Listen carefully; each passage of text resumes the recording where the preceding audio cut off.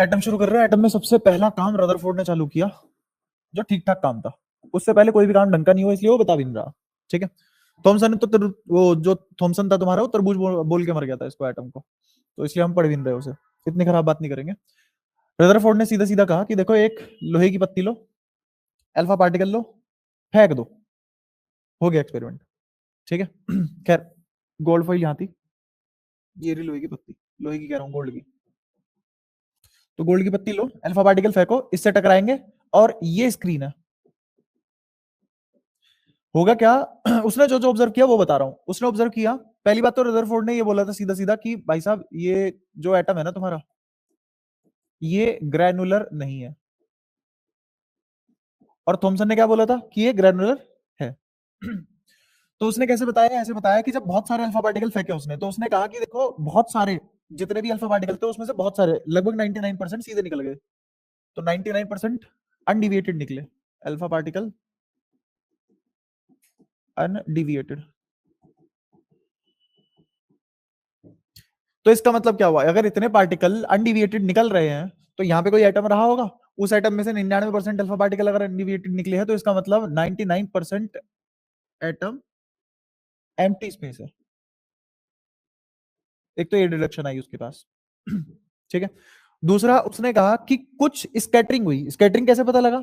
जो सीधे आने थे वो तो बिना किसी एंगल पे मुड़े सिंटिलेशन कर रहे थे। सिंटिलेशन मतलब जैसे ही अल्फा पार्टिकल स्क्रीन पर टकराएगा, एक फ्लैश आएगा, वरना हमें कैसे पता लगेगा? तो फ्लैशेस जो हुए थे, वो सिंटिलेशन हुए थे स्क्रीन पे। कुछ सिंटिलेशन उसे ऐसे मिले कि वो ट्राजेक्टरी तभी पॉसिबल थी जब वो स्कैटर होके आए। तो ये स्कैटरिंग हो गई।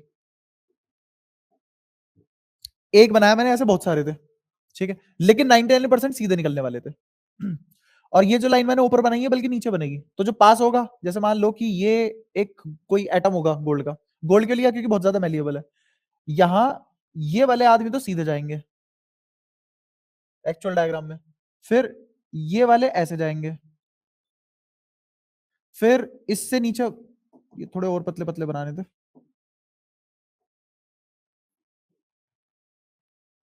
ये ऐसे बहुत सारे सीधे चले गए। और फिर कुछ ऐसे चले गए। फिर कुछ ऐसे चले गए। और जो बीचों बीच वाला था, वो ऐसे आया और ऐसे चला गया। एक्चुअली ये हुआ। ठीक है। तो 99% सीधे गए, कुछ रिफ्लेक्ट हो गए 90 से छोटे पे, कुछ रिफ्लेक्ट हो गए 90 से बड़े पे, और एक लाखों में से एक 180 पे डिफ्लेक्ट हो गया। तो जैसे जैसे मैं पास आ रहा था एटम के सेंटर की तरफ जा रहा था, जैसे जैसे, वैसे वैसे मेरे पास स्कैटरिंग बढ़ रही थी। तो इसका मतलब सेंटर पे कुछ भारी चीज है। तो इससे क्या पता लगा? सेंटर भारी है, सेंटर इज हैवी। दूसरा, अल्फा पॉजिटिव है, यहां नेगेटिव चार्ज होता है, अट्रैक्ट कर लेता। वहां भी पॉजिटिव था, तो इसका मतलब रिपेल करेगा। तो इसने इसको रिपेल कर दिया। और ऐसे ही 180 वाले के साथ हुआ। तो इसका मतलब सेंटर हैवी है एंड पॉजिटिवली चार्ज। ये ऑब्जर्वेशन निकली। ये ऑब्जर्वेशन निकलने के बाद उसने कहा ठीक है, हम ये निकालते हैं कि सबसे पास कितना जा पाया मेरा अल्फा पार्टिकल न्यूक्लियस के। इसका नाम ही न्यूक्लियस रख दिया था उन्होंने। इस सेंटर हैवी पॉजिटिवली चार्ज का नाम रख दिया था न्यूक्लियस। तो अब मान लो ये न्यूक्लियस है। इस न्यूक्लियस के सबसे पास जो एटम पहुंच सकता था, वो 180 वाला ही पहुंच सकता था। और इसको बोला हमने क्लोजेस्ट अप्रोच। Closest approach. नमस्ते। ठीक है। ये जब 180 डिफ्लेक्ट हुआ, तो अल्फा पार्टिकल ने अपनी जर्नी यहां से शुरू की थी, और जब हमने फेंका, इसकी काइनेटिक एनर्जी मैक्सिमम थी। पार्टिकल मुड़ नहीं सकता बिना वेलोसिटी जीरो अचीव किए। तो यहाँ इसकी वेलोसिटी जीरो रही होगी, तो इसका मतलब यहाँ के ही जीरो हो गया होगा। तो ये तो वही वाली बात होगी, काइनेटिक एनर्जी मैक्सिमम थी, जीरो हो गई, और कहीं किसी और फॉर्म में कन्वर्ट नहीं हुई। इसका मतलब सारी की सारी कहाँ गई? पोटेंशियल। और मुझे पोटेंशियल एनर्जी लिखनी आती है किसी भी एटम और अल्फा पार्टिकल के बीच। दो चार्ज है बेसिकली, और ये दो चार्ज कैसे कैसे लिखे गए? के, ये मान लो जेड ई, न्यूक्लियस में चार्ज होगा जेड ई प्लस का, और ये अल्फा पार्टिकल है, इसका चार्ज होगा 2e। और बीच की दूरी जो मैं निकालना चाह रहा हूँ इंटरेस्टेड, वो है डी स्क्वायर। क्या मेरी सारी की सारी काइनेटिक एनर्जी, सारी की सारी काइनेटिक एनर्जी इसमें बदल गई? हाँ, सिर्फ डी आएगा। अगर सारी की सारी काइनेटिक एनर्जी इसमें बदल गई, तो यहां से क्लोज्ड अप्रोच कितना आ गया? अपना क्लोज्ड अप्रोच आ गया half M V max square K Z E 2e। नहीं, मैंने सब कुछ उल्टा हो गया। डी इधर ले आओ ना, बाकी सब उधर ही है। जेड ई स्क्वायर 2 यहाँ, और नीचे half M V max square. अरे ये 2 तो मैंने यहाँ लिखा है और ये आधा तो नीचे ही आएगा। एक बार मैं नींद करने से, मैं एक बार तुमसे आवाज, ऑसिलेशन ऑफ नींद। तो ये डी आ गया क्लोज अप्रोच। ठीक है, ऐसे डी निकाल लेंगे। डी निकलने के बाद फिर इससे कुछ सवाल पूछेंगे कि बेटा आप इधर आओ, आप हमें कुछ कुछ बातें बताओ। जैसे पहली बात ये बताओ कि आपका इलेक्ट्रॉन यहाँ घूम रहा है, ये आपका पॉजिटिवली चार्ज सो कॉल्ड, आपने कहा न्यूक्लियस बहुत भारी है, मान लिया 99% वेट इसी में ही है, और 99% पूरा का पूरा एटम एम्प्टी स्पेस है, और लाखों में से एक पार्टिकल सीधा डिफ्लेक्ट हुआ। तो आपकी बातें ये सारी समझ में आई हमें, ठीक है। बट हमें ये बताओ, ये इलेक्ट्रॉन जो इसके चारों तरफ घूम रहा है, ऐसे गोल गोल घूमता हुआ, इसमें क्यों नहीं आ गया? ऐसे गोल गोल स्पाइरल करता हुआ नहीं आता वो, बेसिकली एक्साइट डी एक्साइट होते होते इसमें क्यों नहीं गिर जाता? मतलब उसको कंटिन्यूअसली डी एक्साइट होना पड़ेगा, इलेक्ट्रॉन को डी एक्साइट होते होते होते होते होते होते इसमें गिर के मर जाएगा। ठीक है। तो उसने कहा ठीक है भाई, मरते होंगे। तो उन्होंने कहा ठीक है, जब से हम पैदा हुए हैं पीरियोडिक टेबल में 118 के 118 है, आज तक एक भी कम नहीं हुआ, अब तक तो बहुत सारे मर जाने चाहिए थे, तो इसका मतलब मरते नहीं है। तो वो एक्सप्लेन नहीं कर पाया, ये बात तो पक्की थी, मर नहीं रहे हैं। तो एक्सप्लेन अगर नहीं कर पाया, फिर उससे एक और चीज पूछी, चलो ठीक है ये भी एक्सप्लेन मत करो आप, और सवाल बताओ हमारे, ये इलेक्ट्रॉन कहाँ है, पोजीशन क्या है इसकी, कर क्या रहा है ये उधर, ये हमारे पास क्यों नहीं आता, ये तुम्हारे पास क्यों नहीं आता, पालतू क्यों नहीं है? है ना, बहुत सारी बातें हो सकती है, 100 तरीके की बातें हो सकती है। जहां रहता है उस जगह का नाम क्या है, या फिर जहां ये रहता है वहां की प्रॉपर्टी क्या है। ठीक है। तो मान लो अगर मेरे पास 11 एटम का कोई वो है, 11 इलेक्ट्रॉन का कोई एटम है, तो 11 तरीके की बातें हो सकती है। क्या हर इलेक्ट्रॉन एक जैसा है? उसे नहीं पता था ना, उससे पूछेगी ये सारी बातें, क्या हर इलेक्ट्रॉन एक जैसा है, अगर नहीं है तो क्यों नहीं है, और अगर एक जैसे है तो क्यों है, और अगर एक जैसे नहीं है तो क्या क्या डिफरेंट है उनमें, किन किन बेसिस पे डिफरेंस आ रहे हैं, और वो डिफरेंस क्यों आ रहे हैं, ये सब बातें उसने कहा हाथ जोड़ो भाई साहब, जितना कर लिया उतना बहुत है। तो फिर आया नील बोर। अच्छा, इसमें एक और चीज है, ये बहुत रेयर केस है जो भी पढ़ाने वाला हूँ, बहुत ज्यादा रेयर है, अगर आ जाए तो देख लेना। एक फॉर्मूला है, N naught N T two Z E का होल स्क्वायर, नहीं बताऊंगा अभी, और कोसेक की power 4 theta by 2 divided by 16 4 pi epsilon naught का whole square M V naught का होल स्क्वायर, ये फॉर्मूला है। ठीक है, ये फॉर्मूला किस चीज का है, ये फॉर्मूला है number of alpha particle, number of alpha particle getting scattered at particular theta, number of alpha particle getting scattered at angle theta. मतलब जितनी कम अकल हम इसमें मान रहे थे, जो भी मैंने तुम्हें वर्बली बोल के बताया सब, तो उतनी कम अकल इसमें नहीं थी। उसने फॉर्मूला लिखा या फिर उसके डिसाइपल ने जिसने भी लिखा, तो बात ये थी कि वो कितनी एग्जैक्टनेस में चीजें बता पा रहे थे कि अगर तुम मेरे को 60 डिग्री बोल दोगे, मैं तेरे को गिन के बता दूंगा कितने पार्टिकल डिफ्लेक्ट हुए हैं। हाँ, बिना सिंटिलेशन देखे। खुद सोचो कितनी सीधी चीज है। पर फायदा क्या है जब वो बता ही नहीं पाया हो क्या रहा है ना, इसीलिए लेस इंपॉर्टेंट है। कहीं से ये 180 कहां से नापा था तूने? हाँ, इससे बहुत सारी इंफॉर्मेशन मिल जाती है, बट इससे किसकी इंफॉर्मेशन नहीं मिल रही? एटम की नहीं मिल रही, मुझे किसकी मिल रही है? न्यूक्लियस की मिल रही है बस। किसकी मिल रही है? न्यूक्लियस की तो इन्फॉर्मेशन मिल रही है, और न्यूक्लियस के अंदर की इन्फॉर्मेशन नहीं मिल रही, उसके बाहरी खोल की इन्फॉर्मेशन मिल रही है, न्यूक्लियस तक तो पहुंचे ही नहीं। ये जो क्लोजेस्ट अप्रोच निकाली है, इसीलिए तो निकाली है, न्यूक्लियस के मैक्सिमम कितना पास जा सकते हो तुम, इससे ज्यादा पास न्यूक्लियस के नहीं जा सकते। अच्छा, अब इसमें हाँ एक और चीज है इसमें, आर। अब सारी चीजें बता देता हूँ तुम्हें। सबसे पहले ये एन नोट, ये एन नोट है number of alpha particle hitting target per unit area. ये क्या है? Number of alpha particle hitting target per unit area. ये छोटा एन क्या है कि उस पर्टिकुलर वॉल्यूम में जहां जिस टारगेट को हम हिट कर रहे हैं, उस टारगेट के पर्टिकुलर वॉल्यूम में कितने एटम है। भाई मैंने गोल्ड फॉइल ली हुई है, तो जिस वॉल्यूम पे मेरे एटम टकरा रहे हैं या फिर मेरे अल्फा पार्टिकल टकरा रहे हैं, वहां पे कितने वॉल्यूम में कितने एटम है, तो वो क्या है? एन। एन क्या हुआ? Number of atoms per unit volume targeted, particular volume में से कितने पर यूनिट वॉल्यूम में से कितने एटम टारगेट कर रहे हैं हम, और उसके हिसाब से कितने अल्फा पर यूनिट एरिया टकरा रहे हैं, वो कैपिटल एन नोट। ठीक है, T thickness of gold foil, ये तो तुम्हें सब पता ही है। थीटा क्या है, एंगल, एंगल ऑफ स्कैटरिंग, ये 16 भी पता है तुम्हें, ये सारी बातें पता है। अच्छा, V naught velocity of alpha particle, कभी तुम इसको देखो वेलोसिटी ऑफ अल्फा पार्टिकल मिल जाएगी तुम्हें। ठीक है, और आर क्या है, ये जो वेलोसिटी ऑफ अल्फा पार्टिकल लिखी है, ये बेसिकली जैसे अल्फा पार्टिकल गया, ये अल्फा पार्टिकल गया, अब ये अल्फा पार्टिकल किसी भी एंगल पे कहीं भी कैसे भी टकरा सकता है ना, तो मुझे ये वेलोसिटी एज इट इज लेनी है, इसमें कोई एंगल पेंगल नहीं है। कॉम्पोनेंट भी तो आ सकते हैं ना, मैंने उसका मैग्नीट्यूड चिपकाया हुआ है इधर, खत्म बात। मैग्नीट्यूड का चिपका है, वी नोट का स्क्वायर होने वाला है बाहर। ठीक है, अच्छा थीटा एंगल ऑफ स्कैटरिंग आ गया, और क्या बचा, आर, आर क्या है, एवरेज मिनिमम एवरेज दूरी फ्रॉम स्क्रीन, फ्रॉम, तो इसको क्लोजेस्ट अप्रोच क्यों नहीं बोल देते हम, फर्क है, समझना।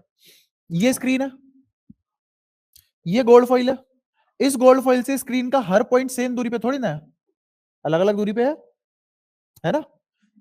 तो ये जो स्क्रीन से और गोल्ड फॉइल की एवरेज दूरी आएगी, एवरेज मिनिमम दूरी आएगी, उसको क्या बोल दिया हमने, आर। ये लीस्ट इंपॉर्टेंट है जो मैं पढ़ा रहा हूँ, इसको तुम स्किप भी कर सकते हो, कोई दिक्कत नहीं है, बट ऐसा है कि सब कुछ पढ़ाना है तो कुछ छोड़ नहीं रहा मैं। तो ये फॉर्मूला है, जैसे सवाल अगर आया तो क्या, सवाल कैसे आएगा, सवाल ऐसे आएगा, तो इस फॉर्मूले की जरूरत भी नहीं पड़ेगी, वो बोल देगा मेरे को तो बताओ अल्फा पार्टिकल जो 90 पे गए का रेशो बता दो, अल्फा पार्टिकल जो 60 डिग्री पे गए। ठीक है, तो बताओ कैसे। अब बाकी सारी चीजें बताओ कौन सी बदली है, एक्सपेरिमेंट वही है, सेटअप वही है, अल्फा पार्टिकल वही है, गोल्ड फॉइल वही है, एटम वही है, सारी चीजें वही है, बदला क्या सिर्फ और सिर्फ एंगल बदला, तो ऐसे इसलिए इससे सवाल आएगा बिल्कुल। कोसेक की पावर, कोसेक 4 45 लिख दूं रेशो, फिर यहाँ पे कोसेक 4, ये कितना हो गया, 1/√2 की पावर 4, सॉरी √2 की पावर 4 रेशो, ये कितना हो गया 2 की पावर 4, क्योंकि कोस रूट सॉरी कोस 30 कितना होता है, तो सॉरी कोसेक 30, कोसेक 30 बिल्कुल। तो ये कितना आ जाएगा, ये आ जाएगा 4 और ये आ जाएगा 16। क्या इसने मेरे को डेटा दिया है कि अगर 4 पार्टिकल 45 पे गए हैं, या फिर सॉरी 4 पार्टिकल अगर 90 पे गए हैं तो 60 पे कितने जा रहे होंगे, 16, तो 16 पार्टिकल कितने किस पे जा रहे होंगे, 60 पे जा रहे होंगे। ठीक है, अब क्या इसने भी यही बात बोली थी कि सबसे ज्यादा कैसे गए हैं, सीधे, उससे कम 90 से छोटे एंगल पे, देखो, फिर उससे कम 90 से ज्यादा पे, और लाखों में एक 180 पे। क्या ये भी वही ऐसी ही इंफॉर्मेशन बता रहा है मेरे को। ठीक है, अगर इससे सवाल बना हद से हद तो ये बनेगा। ठीक है, अब इस वाले रदरफोर्ड से एग्जिट लेते हैं, रदरफोर्ड की बातें कर ली हमने, मैक्सिमम जितनी हो सकती है उससे फालतू कर ली। अब आते हैं सबसे बढ़िया आदमी इस पूरे चैप्टर में, नील बोर। ठीक है, आइंस्टाइन एक ऐसा आदमी था जो क्लासिकल फेवर करता था, और नील बोर ऐसा आदमी था जो क्वांटम फेवर करता था। ठीक है, तुम्हें लगता हो आइंस्टाइन ने क्वांटम में कुछ किया, नहीं, वो क्वांटम रेल का आदमी था, वो जो क्वांटम वगैरह जो भी फिजिक्स है वो सब किसकी देन है, नील बोर ने सबसे ज्यादा शुरुआत की थी, उसके सबसे ज्यादा काम किया था। बाकी आइंस्टाइन रिलेटिविटी और क्लासिकल मैकेनिक्स को ज्यादा सपोर्ट करता था। तो नील बोर को थोड़ा सा ये था कि दोनों में पैर होता था इसका, तो इसने क्लासिकल मैकेनिक्स यूज करी, और क्लासिकल मैकेनिक यूज करके इसने कहा मैं बताता हूं तुम्हें चल क्या रहा है। चल ये रहा है, ये रहा तुम्हारा न्यूक्लियस जेडी, इसके चारों तरफ घूम रहा है इलेक्ट्रॉन, ये घूम रहा है, ये बिल्कुल नीचे नहीं आ रहा है, बिल्कुल ऐसे ही जैसे सन अर्थ आपस में नहीं टकरा रहे, ऐसे ही मेरे इलेक्ट्रॉन और जेडी आपस में नहीं टकराएंगे। हुआ क्या, यहाँ पे इलेक्ट्रोस्टैटिक फोर्स ही क्या बन गया, सेंट्रल फोर्स, इलेक्ट्रोस्टैटिक फोर्स ही क्या बन गया। ये लॉ उसने कैसे दिया, पोस्टुलेट है बेसिकली, लॉ नहीं है, ये पोस्टुलेट उसने कैसे दिया, ये पोस्टुलेट दिया क्लासिकल मैकेनिक्स यूज करके, और उसने कहा देखो के जेड ई स्क्वायर लिख दो चलेगा, अपॉन जो भी दूरी होगी इसकी आर स्क्वायर बराबर M V square by R. उसने कहा पहली बात तो अगर ये इक्वेशन जब तक फॉलो होगी तब तक ये इसमें नहीं गिर रहा, दूसरा ये इलेक्ट्रोमैग्नेटिक वेव में एमिट क्यों नहीं हो जाता, चलो ठीक है, या गिरे या भागे जैसे भी हो, पर इसको इलेक्ट्रोमैग्नेटिक वेव जब ये रेडिएट कर रहा है तो ये या तो ये वाला ऑर्बिट हमेशा के लिए क्यों नहीं छोड़ रहा, वापस क्यों आता है इसमें, और या फिर न्यूक्लियस में क्यों नहीं गिर जाता, रेडिएट करता हुआ एनर्जी तो लूज हो रही है। अर्थ की तो एनर्जी लूज नहीं हो रही है, इसकी तो एनर्जी लूज हो रही है ना। अर्थ का क्या कांस्टेंट है? एंगुलर मोमेंटम कांस्टेंट है। कैसे? एरिया साइड पर यूनिट एरिया कांस्टेंट है, उससे हमने निकाला कि एंगुलर मोमेंटम कांस्टेंट है। ठीक है। तो उसने कहा ठीक है, यहाँ पे भी एंगुलर मोमेंटम कांस्टेंट है। लेकिन ये बात किसके लिए थी? लोगों को बताने के लिए थी, असली बात ये नहीं है। एंगुलर मोमेंटम को कोई लेना देना नहीं है, कोई लेना देना नहीं है। वो तो बस आ गया गलती से मैथमेटिकली, बाकी कोई लेना देना नहीं है। अब पढ़ो एक बार। पोस्टुलेट 2 के लिए थोड़ा सा उड़ान भरते हैं क्वांटम की। जैसे मान लो ये एक बक्सा है, इसमें मैंने m मास रख दिया, और ये m मास हमारी क्लासिकल मैकेनिक्स का है जिसका नाम है बोल। ठीक है।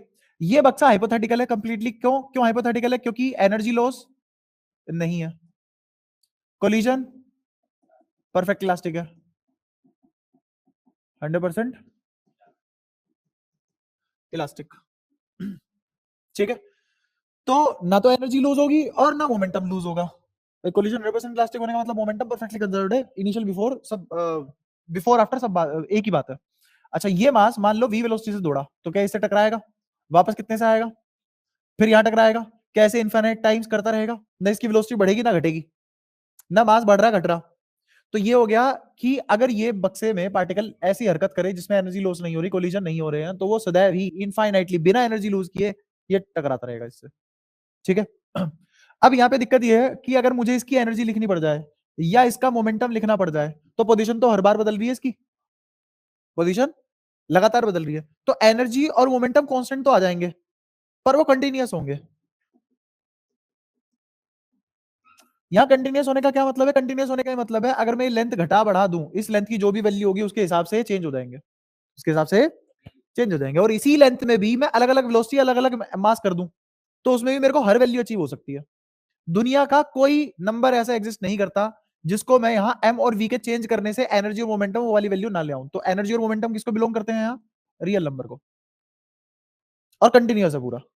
यहां तक बात समझ में आती है? अब वो कह रहा है दोबारा इसी बक्से को देखो, इसी बक्से को दोबारा देखो, और इस m मास को बोल की बजाय कोई छोटा पार्टिकल ले लो, सब एटॉमिक पार्टिकल।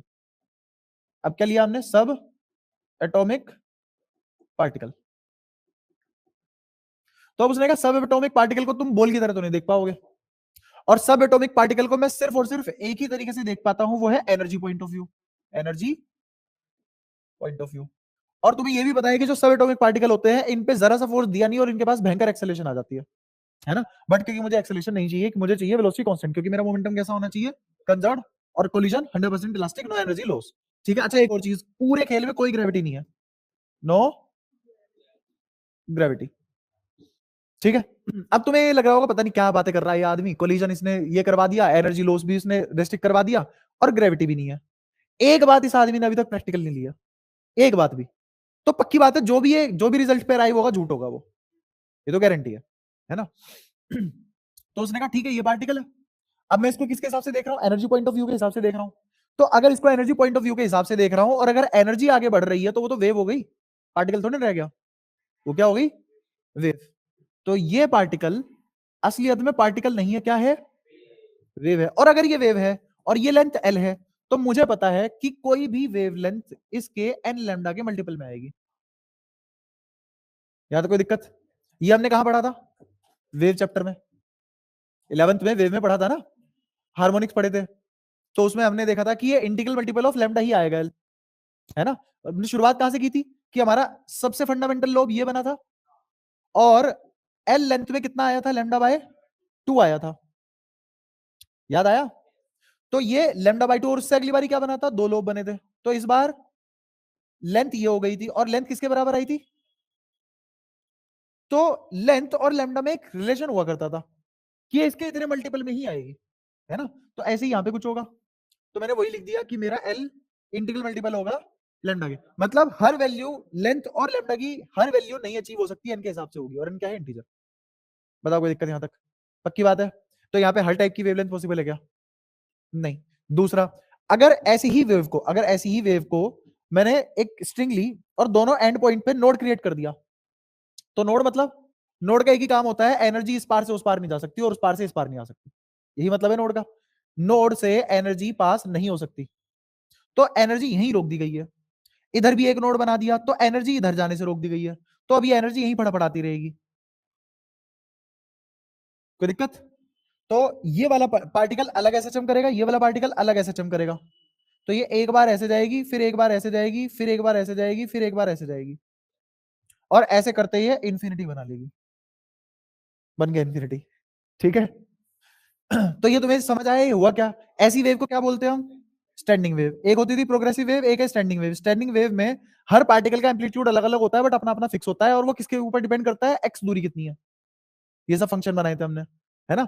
खैर वो सब बातें तो बहुत लंबी हो जाएंगी, तुम वापस इधर आओ। इस लेंथ में पर्टिकुलर लैम्डा ही आ सकता है, हर लैम्डा नहीं आ सकता। और अब ये वेव बन चुका है, क्यों? क्योंकि इसको एनर्जी पॉइंट ऑफ व्यू से देख रहे हैं। यहाँ पे अगर पार्टिकल एनर्जी है और एनर्जी ट्रांसफर हो रही है, तो वो तो वेव में होता है। ठीक है, ये भी बात समझ आ गई। अब मोमेंटम लिखते हैं, है ना। तो मेरे को पता है लैम्डा किसके बराबर होता है? लैम्डा बराबर होता है h बाई पी। तो L किसके बराबर आ गया? N H by P. बस इतना सा दूर थे तुम ये प्रूव करने में कि मेरा मोमेंटम क्वांटाइज्ड है। कैसे? और सुन लो, इसको डब्बे में पैक मत करो, पी निकालो। तो पी किसके बराबर आ गया? N H by L. तो पी एच बाई एल के इंटीग्रल मल्टीपल में नहीं आ गया। तो पी क्वांटाइज्ड है, हर वैल्यू नहीं ले सकता। पी क्वांटाइज्ड हो गया, हर वैल्यू नहीं ले सकता। ऐसे ही एनर्जी किसके बराबर होता है? P square by 2m। P square by 2m, उसका उठा के स्क्वायर कर दो, तो ये आ गया N square H square 2m L square. तो एनर्जी तो और बुरे से क्वांटाइज्ड है। तो जब भी हम सब एटॉमिक पार्टिकल की दुनिया में घुसते हैं, तो एनर्जी और मोमेंटम दोनों क्वांटाइज्ड होते हैं। वही क्लासिकल में कंटिन्यूअस थे। क्या उसने एक सेकंड में प्रूव कर दिया? अब बात ये हुई कि यार ये तो सारी फालतू की बातें हैं, तुमने तो ना तो ग्रेविटी ली है, ना तुमने कोलिजन ढंग से लिया है। कोलिजन भी वो वाले ले लिया, हमारी दुनिया का नहीं है। और फिर तुमने एक और रोना बचाया कि वो क्या है? एनर्जी लॉस नहीं है। ठीक है भाई, फिर इसका एक्सपेरिमेंट हुआ, बातें सही निकल गई। एक्चुअल में हो गया था, एक्सपेरिमेंट सही निकला, फिर ये बातें आई। एक्सपेरिमेंट हुआ, फिर ये बात आई। तो उसने कहा देखो, मेरे को गलत बोलने से पहले एक बार एक्सपेरिमेंट पर नजर डाल लेना। इलास्टिक कोलिजन पॉसिबल नहीं है। और जो एक्सपेरिमेंट हो रहा है और उसका जो आउटकम आया, और जो हम ऑब्जर्व नहीं कर पाए, ऑब्जर्व नहीं कर पाए हमने आउटकम देखा और अंदाज लगाया ऐसा हुआ होगा, तभी ये पॉसिबल है। तो मैं ये नहीं बोल सकता कि ये पॉसिबल है अभी भी। क्यों नहीं बोल सकता? क्योंकि ये उसको एक्सप्लेन तो कर रहा है, बट ऑब्जर्व नहीं है ये। आउटकम है मेरे पास। मेरे पास क्या है? सिर्फ और सिर्फ आउटकम है। जैसे अभी हमने ट्रांजिस्टर बनाए, ट्रांजिस्टर हमने कितने नैनोमीटर के बना लिया? 3 नैनोमीटर के ट्रांजिस्टर बनाने लग गए हम। अब मेरे को बताओ कि न्यूक्लियस का साइज कितना होता है? 10⁻⁻15। तो 15 के ऑर्डर की तो दूरी होती है दो न्यूक्लियन के बीच की। हाँ, दो न्यूक्लियन के बीच की दूरी किसके आसपास होती है? 10⁻⁻15 के आसपास होती है ना। तो वो न्यूक्लियर डिस्टेंस हो गया। और ये 3 नैनोमीटर का जो तुम समय वो बना रहे हो, ट्रांजिस्टर बना रहे हो, तो 3 नैनोमीटर का मतलब क्या है? 10⁻⁻9। 10⁻⁻9। दो इलेक्ट्रॉन साथ में लग के तो नहीं चलते, और दो इलेक्ट्रॉन ना तो आगे पीछे चिपक के चलेंगे, ना ऊपर नीचे। दो इलेक्ट्रॉन तो एक दूसरे से बहुत दूर रहते हैं, तभी तो 99% स्पेस एम्प्टी है। तो इसमें 10⁻⁻9 है, समझो। और मेरे न्यूक्लियस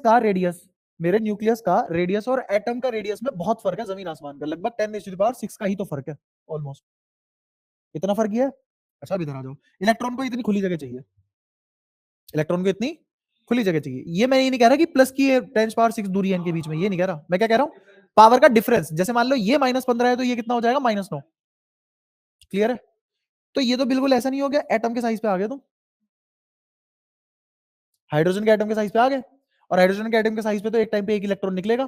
तो तुम समय कंडक्टर में ट्रांजिस्टर के उस दुनिया में जा चुके हो जिसमें एक टाइम पे सिर्फ एक इलेक्ट्रॉन जा रहा है। और छोटा कर लो इसे अब। और छोटा हो नहीं सकता, और छोटा होने के बाद इलेक्ट्रॉन ही जाना बंद हो जाएगा। तो इसका मतलब अब तो हमारे पास पीकनेस आ चुकी, इससे तो ज्यादा हम इलेक्ट्रॉनिक्स में कुछ कर नहीं सकते, है ना। करो अभी वेट क्वांटम का। तुम्हें क्या लग रहा है क्वांटम कंप्यूटर इतने तेज क्यों है? नहीं, उसमें दुनिया ही बिल्कुल अलग है। हमारी वर्किंग इलेक्ट्रॉन के ऊपर थी आज तक जितनी भी थी, है ना। और इलेक्ट्रॉन को भी हम उसके हरकतों को कंट्रोल नहीं करते, उसको देख नहीं पाते, उसकी क्वांटम स्टेट को ऑब्जर्व नहीं करते। हम बस उसके मोशन और मोमेंटम और एनर्जी का फायदा उठाते हैं, और उसके हिसाब से 0 1 में कहानी फेल देते हैं, बस। अब एटम कोड कर रहे हैं हम। एटम कोड करने का मतलब है मेरे को एक साथ पता है दो पार्टिकल सिस्टम का मोशन कैसा है, और कब कौन हट रहा है, कब कौन खुश है। इलेक्ट्रॉन के हर मूड स्विंग की कहानी हमें थोड़ी थोड़ी पता है, और क्या। नहीं, श्योरिटी तो है ही नहीं। बट क्योंकि हम बहुत बड़ा सैंपल ले रहे हैं तो श्योरिटी की प्रोबेबिलिटी 70% सही है। और मुझे तो उसकी प्रोसेसिंग पावर चाहिए, मुझे उससे कौन सा रिजल्ट चाहिए?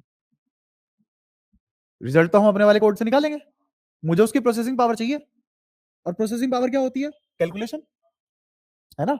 अब कैलकुलेशन का मतलब क्या है? कैलकुलेशन का मतलब ये है, मैंने दो जने बिठाए क्लास में, समझो इसको, थोड़ा सा आगे चल के काम आएगी, बनोगे तो तुम इंजीनियर ही। ये तो 2 साल से नहीं, एक को छोड़ के, सॉरी, थोड़ा देर के लिए, है ना? तो मान लो ये दो लोग हैं, दो बच्चे हैं, ये दो बच्चे बैठे हुए हैं, मैंने इनको काम दिया है, तुम्हें कुछ नहीं करना, नंबरों को ऐड करना है। दुनिया में कोई भी ऑपरेशन परफॉर्म कर सकते हैं अगर इन्हें एडिशन आती है। मैं इन्हें दो नंबर दे दूंगा अलग अलग नेचर के, तो ये उन्हें ऐड कर देंगे, जैसे 3 - 5, तो इन्होंने किया 3 + -5, तो करा तो ऐड ही। फिर मैंने इन दो लोगों को बोला कि एक काम करो यार, तुम मल्टीप्लाई करो, तो ये मल्टीप्लाई करने के लिए बोलेंगे कि ऐसा करो, हमको तुम 4 कर दो। हाँ, अब तुम्हें कितनी बार ऐड करवाना है, कोई भी नंबर कितनी बार ऐड करवाना है? जैसे मान लो तुमने लिखा 2 × 3, 2 × 3, तो ये क्या करेंगे, ये 2 × 3 का मतलब क्या है? और फिर मैंने कहा कि इंटू 9, तो ये 6 को 9 बार लिखेंगे। फिर इनका आउटपुट आएगा इन दो लोगों के पास, ये उनको ऐड कर देंगे। क्या सब कुछ एडिशन नहीं चलेगा? बस लोग ज्यादा चाहिए, टाइम उतना ही लगा। क्या मैंने टाइम फालतू लगने दिया? नहीं। क्या सारे का काम एक साथ हुए हैं? जब सारे काम एक साथ हुए हैं तो मैंने टाइम थोड़ी ना लगने दिया। क्यों? क्योंकि मैंने ये लोग बढ़ा दिए, क्लास में बच्चे बढ़ा दिए, काम बांट दिया। काम ज्यादा था, समय उतना ही था, तो बच्चे बढ़ा दिए, तो काम बांट दिया, काम उतने ही टाइम में हुआ है। इसको बोलते हैं टाइम कॉम्प्लेक्सिटी। बिगो कॉम्प्लेक्सिटी दो तरीके की होती है, स्पेस और टाइम। तुम्हारा कोड कितना स्पेस ले रहा है और तुम्हारा कोड कितना कम टाइम ले रहा है एग्जीक्यूट होने में। ठीक है, मान लो मैंने कोई गेम बनाया, सब कुछ कर कुरा के, तो उस गेम की बिगो कॉम्प्लेक्सिटी दो टाइप से डील होती है कि टाइम कितना ले रहा है एग्जीक्यूट होने में। मान लो मैं कोई गेम खेल रहा हूँ और वो लोड होने में 1.5 दिन ले रहा है, क्या फायदा है ऐसे गेम खेलने का? चलो मैंने टाइम कॉम्प्लेक्सिटी उसकी बहुत कम कर दी, अब वो गेम ही 1.5-2 टेराबाइट का सेटअप है, कौन डाउनलोड करे उसे, खेले कौन? बंदा पहले 4,000 रुपए की हार्ड ड्राइव खरीद के लाए और 500 रुपए का गेम है, क्या बात हो गई है ना? तो ये चीजें बहुत ज्यादा प्रैक्टिकल है। तो ऐसा होता है ना कि जब बंदा किताबी ज्ञान ले रहा होता है तो आसपास दुनिया में क्या चल रहा है उसका नहीं पता होता, आसपास दुनिया का पता है तो उन्हें ये वाला किताबी ज्ञान नहीं होता। दोनों अगर साथ में मिल जाए तो फिर समझ में आता है एग्जैक्टली चीजें, कहानी किस डायरेक्शन में जा रही है। तो नहीं, ऐसा कुछ नहीं है, बंदा पागल ही है। भगवान नहीं। तो ऐसे ही अगर मैं बहुत सारे लोग बढ़ा दूं तो ये तो कितनी भी कॉम्प्लेक्स कैलकुलेशन कर लेंगे। पर दिक्कत पता है क्या है? जैसे मैंने इनको 3 और 2 जोड़ने को बोला, तो ये 3 और 2 को बाइनरी में उठाते हैं, क्योंकि उससे टाइम बहुत कम लगता है, स्पेस बढ़ जाएगा, टाइम बहुत कम लगेगा। अब जैसे 3 और 2 को जोड़ने के लिए असली बात यह है कि ये 2 लोग नहीं, ऐसे कम से कम 18 लोग चाहिए। हाँ, अब होगा क्या कि 3 का बाइनरी कन्वर्जन होगा, 0 1 0 0 1 में, इसका भी बाइनरी कन्वर्जन होगा 0 और 1 में। तुम्हें ये पता है कि अगर ये 0 नहीं है तो 1 है और 1 नहीं है तो 0 है। और हम फिर बूलियन अलजेब्रा पे आ जाते हैं कि ये 0 1 का मतलब अगर मैं जोड़ूंगा तो क्या होगा, इनका मतलब 1, और 1 0 का भी 1, 1 1 का भी 1, 0 0 का 0। हाँ, अरे ये 1 और 1 2 नहीं हो रहा है, 1 और 1 2 नहीं है, बाइनरी है। हाँ, ये एंड गेट, एंड गेट, और ऐसे ही और गेट है, एंड गेट नहीं, और गेट। ऐसे ही एंड गेट का क्या हो जाएगा, ये 0 ये 0 ये 1 ये 0, ये दो सबसे सिंपलेस्ट ऑपरेशन है। ऐसे कर कुरा के हम 2 गेट बनाते हैं, नैंड और नोर। जब तुम ऐसे कर करके नैंड और नोर गेट पढ़ लोगे तो नैंड और नोर गेट यूनिवर्सल गेट कहलाए जाते हैं। अब इससे तुम दोनों कोई कैलकुलेशन करवा लो, कोई भी। और ये जो गेट ऐसे बने होते हैं तुम देखते हो, इसमें से ऐसे आउटपुट लाइन जारी होती है, ये आउटपुट लाइन कुछ नहीं है, यही लोग है, और यही लोगों का नाम हमने इलेक्ट्रॉन रख रखा है। एक्चुअल में एनर्जी स्टेट में खेल रहे हैं, फ्लिपिंग कर रहे हैं एनर्जी की। एनर्जी फ्लिपिंग मतलब node anti node, node anti node, मतलब 0 1 एनर्जी है नहीं है, है नहीं है। हाँ, हम ही असाइन करते हैं, नहीं, अलग अलग तरीके का असाइन कर दे। काम हमें करवाना है, पहले सिखाना पड़ेगा ना काम करवाना, तो हमने सिखाया, अब काम करवा रहे हैं उनसे। हम्म, हाँ, हाँ, हाँ, क्या, किसको? हाँ, मल्टीप्लीकेशन का ऑपरेशन भी दे दोगे। मल्टीप्लीकेशन है क्या, एडिशन ही तो है। बस तुझे उसको ये समझाना है एडिशन क्यों है, मल्टीप्लीकेशन। जिस दिन तूने इसे समझा दिया तेरे से तेज काम करके देगा वो, क्योंकि इनका काम 0 1 में चलता है। हमारा ऐसा नहीं चलता ना कि हम, हमारे मतलब ऐसा कोई बटन होता हो कि पावर ऑन पावर ऑफ। है ना? जैसे जितने भी दुनिया में पावर बटन है, जितने भी पावर बटन है तुमने देखा होगा उसमें ऐसे लगा होता है ये है 1, ये है 0। एक बार दबाओगे तो बंद, एक बार दबाओगे तो चालू। 1 मतलब चालू, 0 मतलब बंद। 2 स्टेट जानता है ये आदमी भी 2 स्टेट जानता है। एनर्जी है, नहीं है, क्या नाम है उसका, और इलेक्ट्रॉन। तो मैं इलेक्ट्रॉन को बस इतना ही जानता हूँ, क्या तो इलेक्ट्रॉन है, ये नहीं है, किस पोजीशन पे इलेक्ट्रॉन है, किस पोजीशन पे इलेक्ट्रॉन नहीं है, उसके हिसाब से अपना काम निकलवा लेते हैं। ठीक है, अच्छा लेकिन इसमें मैंने इलेक्ट्रॉन पढ़ा थोड़ी ना, इलेक्ट्रॉन की तो बहुत सारी कॉम्प्लेक्सिटी है। क्वांटम का तो ये है कि भाई साहब इलेक्ट्रॉन एक ही टाइम पे उस जगह पे हो भी सकता है, नहीं भी, दोनों पॉसिबिलिटी है। अब यहाँ पे काम कैसे चलता है, यहाँ पे काम ऐसे चलता है कि अगर मैं इनकी पॉसिबिलिटी देखूं तो इनकी पॉसिबिलिटी कितनी आएगी, 0 और 1 का कोड है, 0 1 का कोड है।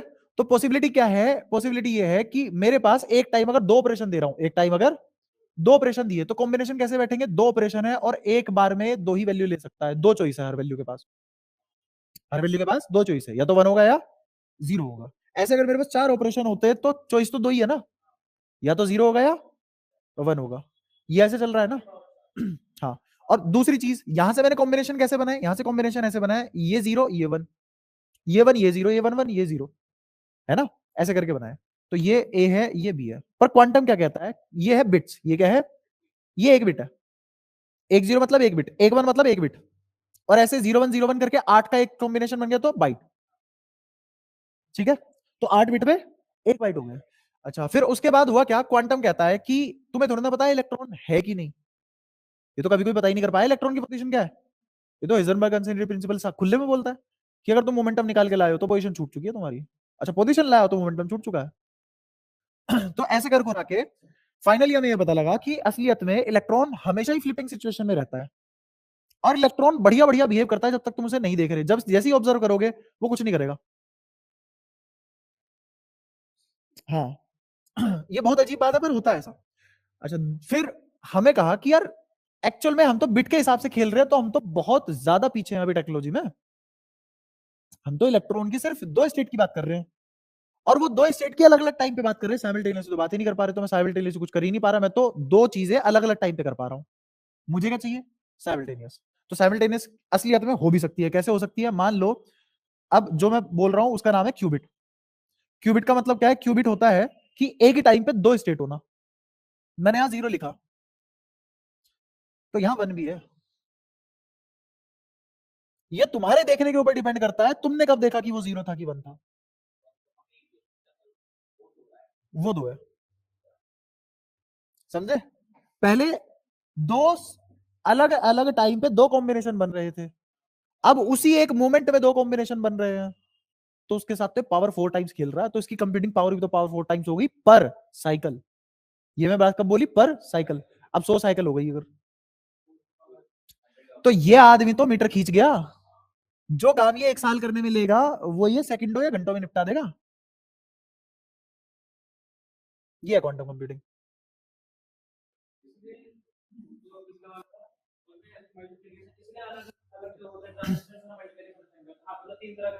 हाँ, बिल्कुल।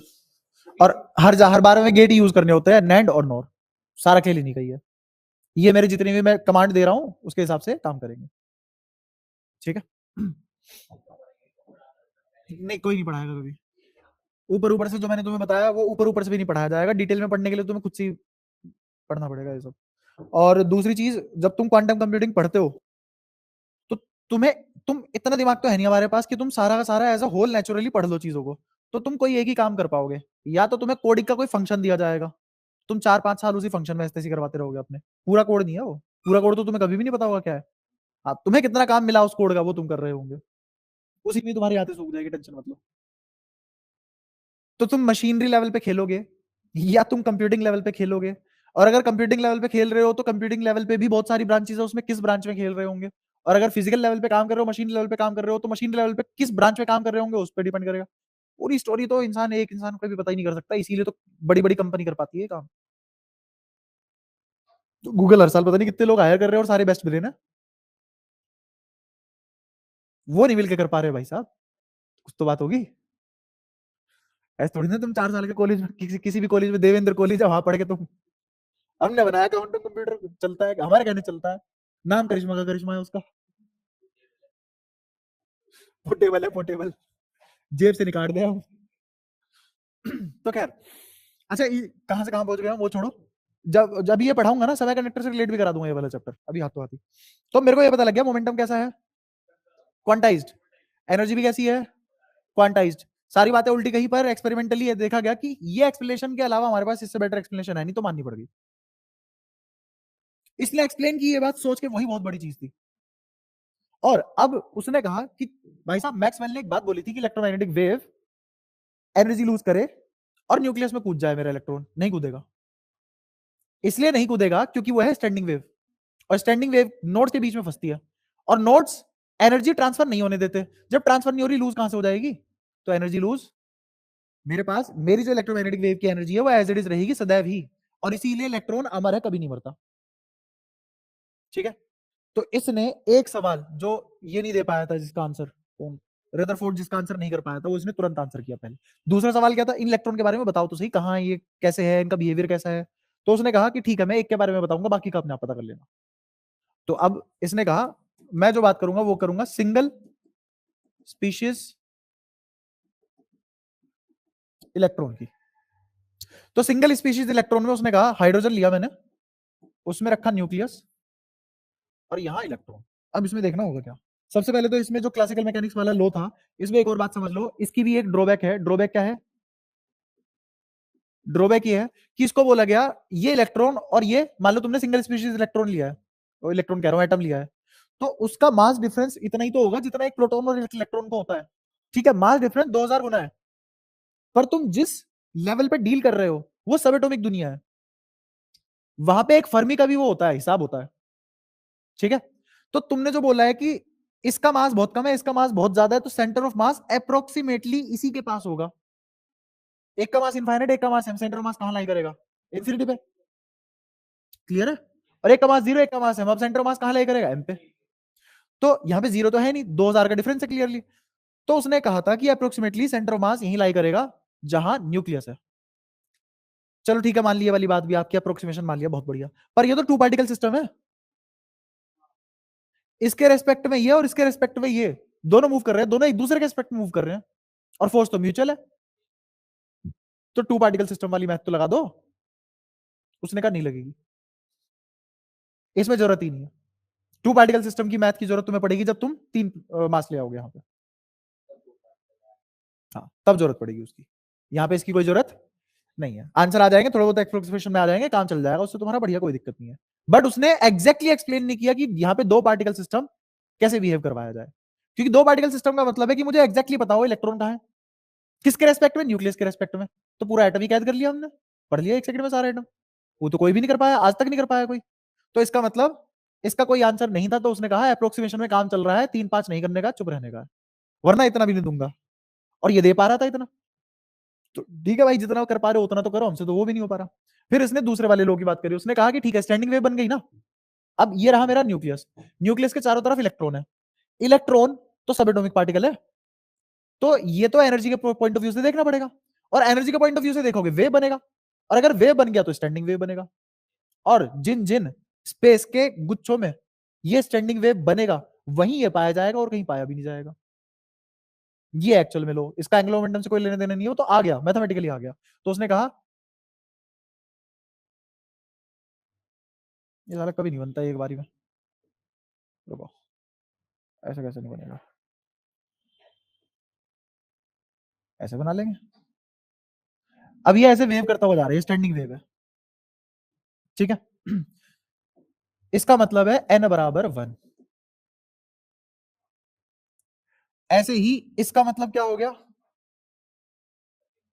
n बराबर 1, तो इसका मतलब क्या हो गया, n बराबर 2। इन्हें कहते हैं orbit, quantum state, principal quantum number. ये n ही क्या है, प्रिंसिपल क्वांटम नंबर। यही क्या है, एनर्जी स्टेट ऑर्बिट। ये सारी, और यही क्या है, शेल।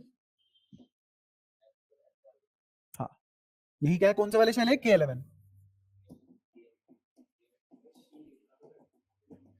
क्या, ये सारी बातें क्लियर हुई? तो मेरा इलेक्ट्रॉन या तो यहां पाएगा, या फिर यहां पाएगा, और या फिर यहां पाएगा। अब यहां पे मेरा डायग्राम थोड़ा गलत बना है, क्योंकि मेरा ऐसे इंटीजर नहीं बना, क्योंकि ये एक है, ये दो है, तो यहां तीसरा होना चाहिए था, तो यहाँ पे एक और आएगा, मिसिंग है। ठीक है। तो ऐसे करके ये शेल्स बने और इसके हिसाब से इलेक्ट्रॉन इन्हीं में किसी में एक में पाया जाएगा। कहां पाया जाएगा वो नहीं पता, क्यों? क्योंकि तुम्हें तो हर जगह दिखेगा वो। क्या यहां भी तुम्हें ये n=1 दिख रहा है? यहां भी दिख रहा है, ऐसे ही यहां भी दिख रहा है, तो हर जगह है। ये नहीं बता सकता कहां पर, मैं ये बता सकता हूं कहां कन्फाइंड है। मैं नहीं बता सकता कहां उंगली लगा के, पर ये मैं बता सकता हूं कहां कन्फाइंड है। ठीक है। तो उसने कहा ठीक है, अगर ऐसा है और मैथमेटिकली भी चीज सही है, उसने कहा कि देखो 2πr घूम सकता है अच्छा, अगर इसको परफेक्टली स्फीयर माना जाए। कैसा माना जाए? स्फेरिकल माना जाए, वो इलिप्टिकल भी सकता है, बट उसने कहा अगर इसको परफेक्टली स्फेरिकल माना जाए तो 2πr किसके बराबर आ जाएगा? N lambda. लेंथ अभी तो बड़ा पीछे, लेंथ किसके बराबर? एन लेमडा के बराबर। अगर लेंथ एन लेमडा के बराबर है तो लेमडा तो h/p होता है और h/p तो mv होता है। और अगर p की वैल्यू mv होती है तो इधर आ गया mvr, और उधर 2π को ले जाओ तो h/2π है कांस्टेंट, और ये आ गया n, और ये है एंगुलर मोमेंटम। तो मैथमेटिकली ये कंजर्व्ड हो गया है। n=1 का मतलब क्या है? n=1 का मतलब है जिस शेल ऑर्बिट का मतलब जिस शेल ऑर्बिट का एंगुलर मोमेंटम 1 टाइम्स h/2π है उसमें इलेक्ट्रॉन मिलेगा। n=2 का मतलब क्या है? जिसका एंगुलर मोमेंटम, जिस स्पेस का एंगुलर मोमेंटम 2 इंटू h/2π है वहां इलेक्ट्रॉन मिलेगा। अब मेरे को बताओ, अगर मैं तुम्हें डायरेक्ट ये बात भी समझाता तो तुम समझ जाते ना। इसीलिए उसने, बोहर ने, उसको पता था कि दुनिया मेरी जितनी पढ़ी लिखी थोड़ी ना है, उसको समझाना भी तो है। जो साइंस पढ़ी है कन्वे भी तो करनी है। तो उसने कन्वे करने का तरीका ये ढूंढा, आसान लगता है। ठीक है। बोर ने कन्वे करने का तरीका, अपना सेकंड लॉ को कन्वे करने का तरीका ये ढूंढा ताकि आसान लगे, एक लाइन में अपनी बात बोल दे, लोगों को समझ आ जाए। बट बात क्या है? सेकंड पोस्टुलेट ये है जो हमने देखा, ये तो आखिरी लाइन है कन्वे करने के लिए। क्लियर है? तो उसने कहा कि L=NH/2π, और ये n ही क्या है? वही जो तुम केमिस्ट्री वगैरह में सारी चीजें पढ़ते हो, वो सारी वही वाली बातें हैं। ठीक है। और इस जिन जिन शेल का एंगुलर मोमेंटम इतना है, मैक्सवेल वहां नहीं आ सकता, एंट्री अलाउड नहीं है। क्यों? इनमें क्या हो जाता है? स्टैंडिंग वेव बनती है। ऐसा क्या होगा कि अगर मैं इससे अलग चला जाऊं स्टैंडिंग वेव नहीं बनेगी? उनके नोड मैच नहीं करेंगे। जैसे मेरा नहीं कर रहा, 5 बने हैं ना, तो मैंने गलत वाला शेल बना दिया। ऐसा कोई शेल एग्जिस्ट ही नहीं करेगा। हाँ। और तुम्हें पता है कि इस शेल में पर्टिकुलर एनर्जी होती है। भाई जब एंगुलर मोमेंटम, मोमेंटम तो कंजर्व है ही, और कैसा होता है वो? Integral multiple. एक पर्टिकुलर वैल्यू लेगा, उसके बाद वाली नहीं लेगा, उसके बाद वाली लेगा, फिर ये वाली लेगा। ये तो मतलब है क्वांटाइज का। ऐसे ही एनर्जी का है। एनर्जी ने मान लो ये पर्टिकुलर वैल्यू ली, ये वाली नहीं लेगा, ये वाली नहीं लेगा, ये वाली लेगा, फिर ये वाली वैल्यू उठाएगा। या तो ये या ये, इसके बीच में कुछ भी नहीं है। यही तो शेल कर रही है। तो क्या मेरा एटम एनर्जी स्पेस वाइज बटी हुई है, और जहां जहां एनर्जी बटी हुई है उसको पढ़ने का तरीका ये है। क्लियर हुई बात है? यहां तक कोई परेशानी? तो ऐसे ऐसे एनर्जी के धब्बे लगे हुए हैं न्यूक्लियस के चारों तरफ, और उन धब्बों में से किसी में भी इलेक्ट्रॉन पाया जा सकता है। ठीक है। तो एक तो ये बात हो गई। ठीक है। उसने कहा कि ये एनर्जी इस तरीके से है कि इनके चारों तरफ नोड बने हुए हैं। नोड से कह दे एनर्जी, तो पक्की बात है वहां स्टैंडिंग वेव है। और वेव तो हमने आज तक नहीं देखी। तुम जो बात करते हो फोन पे इलेक्ट्रोमैग्नेटिक वेव देखी थोड़ी ना तुमने, रेडियो वेव। खाना गर्म हो रहा है, तुमने कौन सा वो वेव देख ली? काम हो रहा है ना? तो हमें आउटपुट दिखता है। ऐसे ही हमें यहाँ आउटपुट दिख रहा है। वो जो क्लाउड दिख रहा है वो एक आउटपुट है किसका? स्टैंडिंग वेव का। तो स्टैंडिंग वेव मुझे इस कदर दिखाई दी कि मैं अभी भी कुछ भी नहीं पढ़ पाया, सब बादलों में चुपके रह गया। ठीक है। हाँ, एक इलेक्ट्रॉन को, हाँ एक टाइम पे, एक टाइम पे, अगले मोमेंट दूसरा कर दे।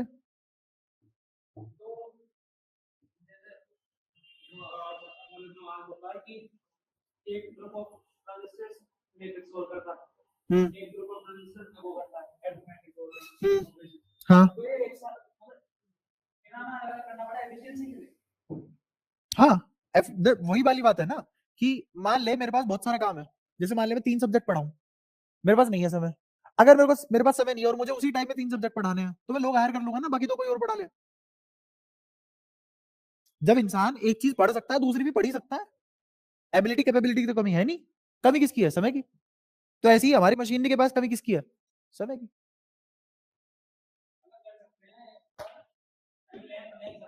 हाँ, वही वाली बात है कि तू गेम खेल रहा है पर तू 16 FPS पे खुश है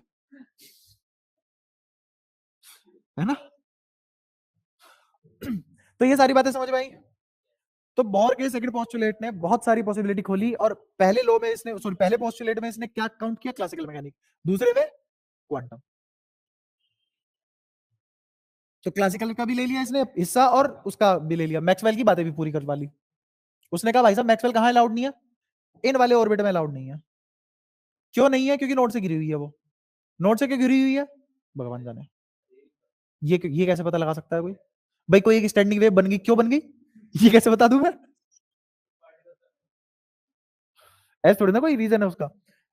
तो वैसे एक रीजन जो मैंने सोचा था वो फालतू का रीजन है, पर मैंने सोचा था वो बता देता हूँ। ऐसे नहीं है तुम किसी के सामने मुंह फाड़ के बोलो। वो रीजन ये है कि rate of receiving energy and rate of dissipating energy बराबर हो जाते हैं इन स्टेट में, इसलिए उनकी एनर्जी कांस्टेंट रह जाती है। और कांस्टेंट मतलब ही तो एक कंजर्वेशन होता है। फालतू बात समझ के सुन लेना, बाकी कहना मत किसी के सामने, गलत हो सकती है क्योंकि। अच्छा, तो अब इसने कहा कि ये सब अगर बातें तुम्हें आ गई हैं तो तुम्हारे पास क्या क्या हो चुका है? पहला क्लासिकल, दूसरा क्वांटम। तो उसने कहा ठीक है, अब कहानी शुरू करते हैं दोनों को मिला के खेलने की। तो अब इसने और भी बहुत सारी चीजें बताई एटम के बारे में। बताओ, दिखाता हूं कैसे कैसे। उसने कहा इक्वेशन 1 क्या लिखी थी हमने, K Z E square upon में आर स्क्वायर बराबर M V square by R. और दूसरी इक्वेशन क्या लिखी थी इसने, M V R equals to N H upon 2 pi. ये दो इक्वेशन इसने लिखी है। इन दोनों को मिला मिला के खेल के बहुत सारी चीजें निकाली जा सकती है। जैसे इस वाले से अगर मैं वी निकालना चाहूं तो वी निकाल सकते हैं। क्या? हाँ, एमवीआर की वैल्यू मैं सबसे छोटा तरीका बता रहा हूं, देखते रहो बस अभी तुम। यहां से एक आर कैंसिल, कोई दिक्कत? और इधर चला गया M V R into V. यहां क्या लिखा हुआ है, इमेजिन करते रहे ना, M V R into V. M V R कितना है, एनएच अपॉन 2 पाई। तो राइट हैंड साइड में क्या लिखा हुआ है, N H upon 2 pi into V. तो मेरा क्या लिखा गया, ये लिखा गया K Z E square equals to N H upon 2 pi into V. V की वैल्यू निकाल लो अब यहां से। तो वी कितना आ गया, के कितना है, electrostatic constant 1/4 pi epsilon not. तो ये लिखा गया 2 पाई के जेड ई स्क्वायर अपॉन में एनएच इंटू, नहीं यही होगा बस। तो v किसके बराबर आ गया, 2 pi K E square upon में H Z by N. Z क्या है और N shell, principal quantum number, shell orbit, ये सब है ना। तो अगर मेरी वेलोसिटी ये निकल के आ गई तो मैं इसको ऐसे लिखना पसंद करूंगा, v equals to V naught Z by N. क्यों? ये दो कांस्टेंट है, पाई कांस्टेंट है, के कांस्टेंट है, ई कांस्टेंट है, सब कांस्टेंट है। तो जब सारी की सारा मोहल्ला ही कांस्टेंट है तो उसको एक अलग नाम दे दिया ना, वी नॉट।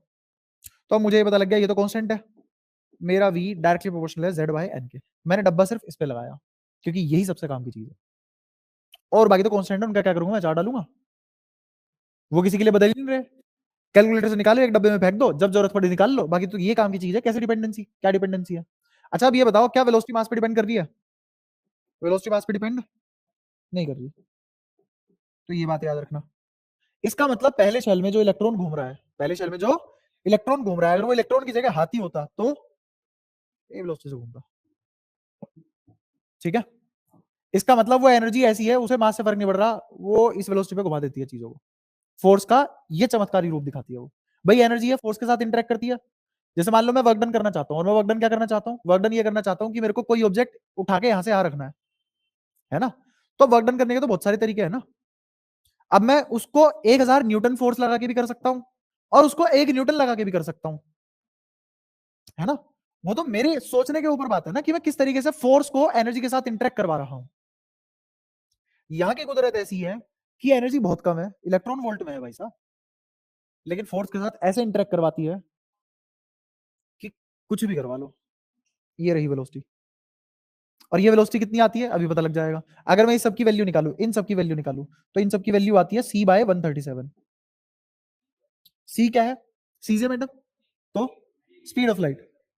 तो कितना आ गया, ये आ गया लगभग 2.8, approximately 2.8 into 10⁻6 metre per second के comparable to speed of light है। इसीलिए ऐसे ऐसे थोड़ी। तो पहले ऑर्बिट में इतनी स्पीड से घूम रहा है। अगर मैं इसको किलोमीटर पर आवर में लिखूं तो ये है 2000 किलोमीटर पर सेकंड। 2000 किलोमीटर पर सेकंड। कश्मीर से कन्याकुमारी 1 सेकंड नहीं लगने दिया। सोच रहे हो? तो 2000 किलोमीटर पर सेकंड से दौड़ रहा है। पर क्या ये अपना शेल छोड़ पाया या अपना ऑर्बिट छोड़ पाया? नहीं। अर्थ का ऑर्बिट छोड़ने के लिए क्या लगता है? 11.2 किलोमीटर पर सेकंड। 11.2 किलोमीटर पर सेकंड में इतना बड़ा मास चीजें छोड़ जा रहा है, यहाँ पे मास भी कम है और वेलोसिटी देखो कितनी ज्यादा है, तब भी ऑर्बिट नहीं छोड़ पा रहा। बिल्कुल, बाइंडिंग एनर्जी खतरनाक है यहाँ बहुत। ये सारी बातें क्लियर हुई। अब ऐसे ही हम क्या भी निकाल सकते हैं, अब ऐसे ही हम निकाल सकते हैं आर। तीसरी चीज हम क्या निकालेंगे? आर कैसे निकालेंगे? मेरे पास वेलोसिटी तो आई चुकी है, ये वेलोसिटी यहां रख दो, ठीक है? इस वी में वेलोसिटी रख दोगे तो आर आ जाएगा, कोई दिक्कत? तो निकाल लो। ये भी रख दो यहाँ पे 2 pi K E square by H और जेड बाय एन, ठीक है? और इनटू में क्या है? एम, और इनटू में आर। एक काम करो, इस पूरे को ना डिनोमिनेटर में ले जा रहा हूं मैं, यहीं पे आर है ना, ये इधर चला जाएगा डिनोमिनेटर में, इनटू क्या आ जाएगा यहाँ पे 2 पाई, और ऊपर क्या बचेगा? NH। ये क्या निकल के आ गई अपनी? R, velocity R. कोई दिक्कत? अच्छा, अब इन सबको मल्टीप्लाई करो, मल्टीप्लाई करने के बाद देखो जो मुझे काम का लग रहा है वो बता देता हूं तुम्हें। ये स्क्वायर हो जाएगा ऊपर जाके, ये 2 पाई मतलब 4 पाई हो जाएगा, के हो जाएगा, ई स्क्वायर हो जाएगा, और एम भी नीचे ही आएगा, और तो कुछ नहीं बचा ना कांस्टेंट के नाम पे, ठीक है? और ये एन स्क्वायर ऊपर चला जाएगा, नीचे बच जाएगा जेड। ये सब कांस्टेंट है, और ये आ गया आर। क्या आर एम पे डिपेंड करता है? हाँ, आर एम पे डिपेंड करता है। और इस इक्वेशन को ऐसे भी तो लिख सकते हैं, आर बराबर R naught N square by Z, क्योंकि ये सारी दुनिया कांस्टेंट है, और ये आर नोट क्या है? 0.53 एंगस्ट्रॉम। अगेन जो भी मैं तुम्हें वैल्यू बता रहा हूँ ये सारी अप्रोक्सीमेटेड है, अगर सवाल में उसने कोई वैल्यू दी है तो आंख बंद करके उसकी बात मानोगे, मेरी भूल जाओगे, क्योंकि क्वांटम मैकेनिक्स में जो भी डेटा वो देगा उस डेटा को यूज करके आंसर लाना होता है। तुम्हारा जो अपना डेटा है उसको यूज नहीं करना होता, क्योंकि क्वांटम मैकेनिक्स में कोई भी स्टैंडर्ड नाम की चीज नहीं होती, ठीक है? हाँ। हम्म हम्म हम्म हम्म हाँ, नहीं, इलेक्ट्रॉन का मास की बात नहीं हो रही यहाँ पे, इलेक्ट्रॉन का मास तो कांस्टेंट है। इसका ये है कि अगर मेरे पास कोई ऐसा पार्टिकल है जो हैवियर है तो वो नजदीक वाले रेडियस में घूमेगा, ये है इसका मतलब। वो ये इस बात के बारे में बात नहीं कर रहा ना कि इलेक्ट्रॉन ही घूम रहा है, रेस्पेक्टिव रोटेशन है ना, ये है बात, ठीक है? ऐसे तो मास ऑफ इलेक्ट्रॉन तो कांस्टेंट ही है, उससे क्या मतलब है? कोई इलेक्ट्रॉन बाहरी, कोई इलेक्ट्रॉन लग रहा है, ऐसे थोड़ी ना हो सकता है, मास तो सबका बराबर ही है ना। हाँ। अच्छा, ये क्या है? आर, आर नोट क्या है? पहले शेल का। आर नोट क्या है? पहले शेल का। अच्छा, फिर इसमें जो काम की बात है वो ये है मेरे लिए कि आर डायरेक्टली प्रोपोर्शनल है एन स्क्वायर बाय जेड के। ये सबसे काम की बात है, एक तो ये और एक ये वाली बात और ये वाली बात सबसे ज्यादा काम किया। अब एक और बात जो बहुत काम की है वो करने वाले हैं, वो है अगर मैं एनर्जी निकालूं यहाँ पे, तो सबसे पहले अगर टोटल एनर्जी देखनी हो मुझे, तो टोटल एनर्जी निकालने के लिए क्या करते हैं? काइनेटिक और प्लस पोटेंशियल करते हैं, kinetic energy plus potential energy करते हैं। तो मेरे को बताओ काइनेटिक एनर्जी किसके बराबर आएगी? अगर potential energy half M V square के बराबर है, एम मेरे पास है वी स्क्वायर, वी स्क्वायर कहां से लाएंगे ढूंढ के? ये रहा। तो इसको क्या लिख दूंगा मैं? छोटे में लिख रहा हूँ, ज्यादा बड़ा नहीं लिख रहा। V naught square Z square by, ये काइनेटिक एनर्जी आ गई। कोई दिक्कत यहां तक? अच्छा, और पोटेंशियल एनर्जी क्या होती है? के जेड स्क्वायर बाय, जब यहाँ पे आर की वैल्यू रखोगे नीचे की तरफ तो अपने आप ये एक्सप्रेशन आ जाएगा, ठीक है? तो यहाँ पे जब तुम और ये निकालोगे कि कैसे आएगी? नेगेटिव आएगी, क्योंकि एक इलेक्ट्रॉन है और दूसरे वाला न्यूक्लियस पॉजिटिव है, एक तो आएगी नेगेटिव, और किसकी दुगनी आएगी? हाँ, अब मैं तुम्हारे लिए कुछ कुछ चीजें लिख देता हूँ, वो चीजें क्या है? अगर मैं टोटल एनर्जी की बात करूँ तो टोटल एनर्जी किसके बराबर होती है? के ई प्लस पी, ये तो मेरे को आता है ना? और कुछ कुछ बातें हैं यहाँ पे, जैसे टोटल एनर्जी किसके बराबर होगी? टोटल एनर्जी माइनस ऑफ के ई के बराबर होगी, या फिर अगर मुझे के ई निकालना हो, ऐसे सीखो इसको, अगर के ई निकालना हो माइनस टी के बराबर होगा। और ऐसा सिस्टम कैसा बनेगा? Bounded system. जिस सिस्टम की टोटल एनर्जी नेगेटिव होती है वो बाउंडेड सिस्टम होता है। काइनेटिक एनर्जी पॉजिटिव होगी तो पॉजिटिव लगाने के लिए ही नेगेटिव के आगे नेगेटिव लगा रखा है। अच्छा, ऐसे ही फिर क्या आएगा? पी, पी क्या होगा? दुगना टोटल एनर्जी का। बस अब तो निकल गए, दो रिलेशन है, इनसे कुछ भी कैसे भी खेल लो। तो ऐसे ही अगर यहाँ पे टोटल एनर्जी निकाली जाए तो टोटल एनर्जी किसके बराबर आएगी? पक्का कोई नोट आएगा? और Z square by N square आएगा, और ये नेगेटिव आएगी क्योंकि अभी अभी देखा टोटल एनर्जी नेगेटिव है। और इस ई नोट की वैल्यू क्या होती है? इस ई नोट की फॉर एन इक्वल्स टू 1 के लिए, मतलब हाइड्रोजन के पहले शेल के लिए, के शेल के लिए कितनी हो जाती है? -13.6 इलेक्ट्रॉन वोल्ट। माइनस इसलिए लगा रहा है क्योंकि मैंने माइनस यहां लगाया हुआ है। तो ये सारी की सारी उसने अब क्या क्या बता दिया, देखो एनर्जी बता दी, रेडियस बता दिया, वेलोसिटी बता दी, हर जगह की।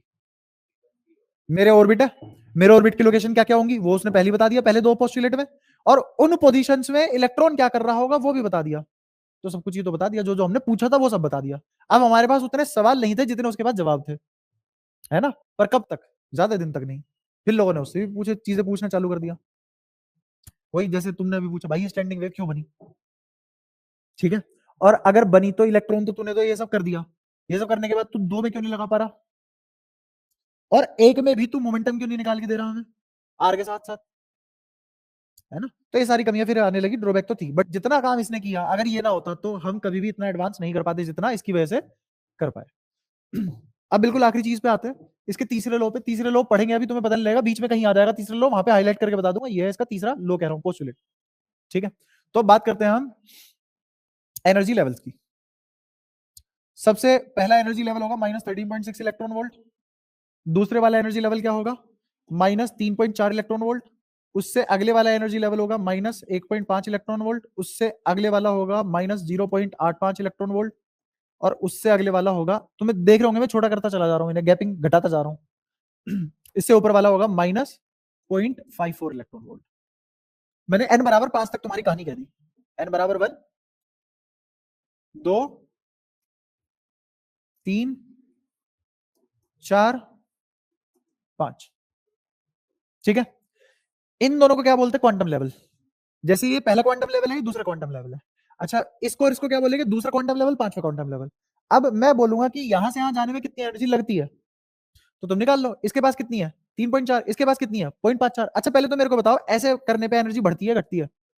एनर्जी बढ़ती है। और बाइंडिंग एनर्जी, तो इसका मतलब ये है न्यूक्लियस के जितना पास इलेक्ट्रॉन होगा उसकी एनर्जी उतनी ही कम होगी और बाइंडिंग एनर्जी उतनी ही ज्यादा होगी। इलेक्ट्रॉन जितना न्यूक्लियस से दूर मिलेगा या हायर शेल में मिलेगा, इसका मतलब उसकी एनर्जी उतनी ही ज्यादा है और बाइंडिंग एनर्जी घटती जा रही है। और बाइंडिंग एनर्जी जीरो होती है वो फ्री हो जाएगा, और अब वो बहुत ज्यादा हाई एनर्जी वाला इलेक्ट्रॉन बन जाएगा।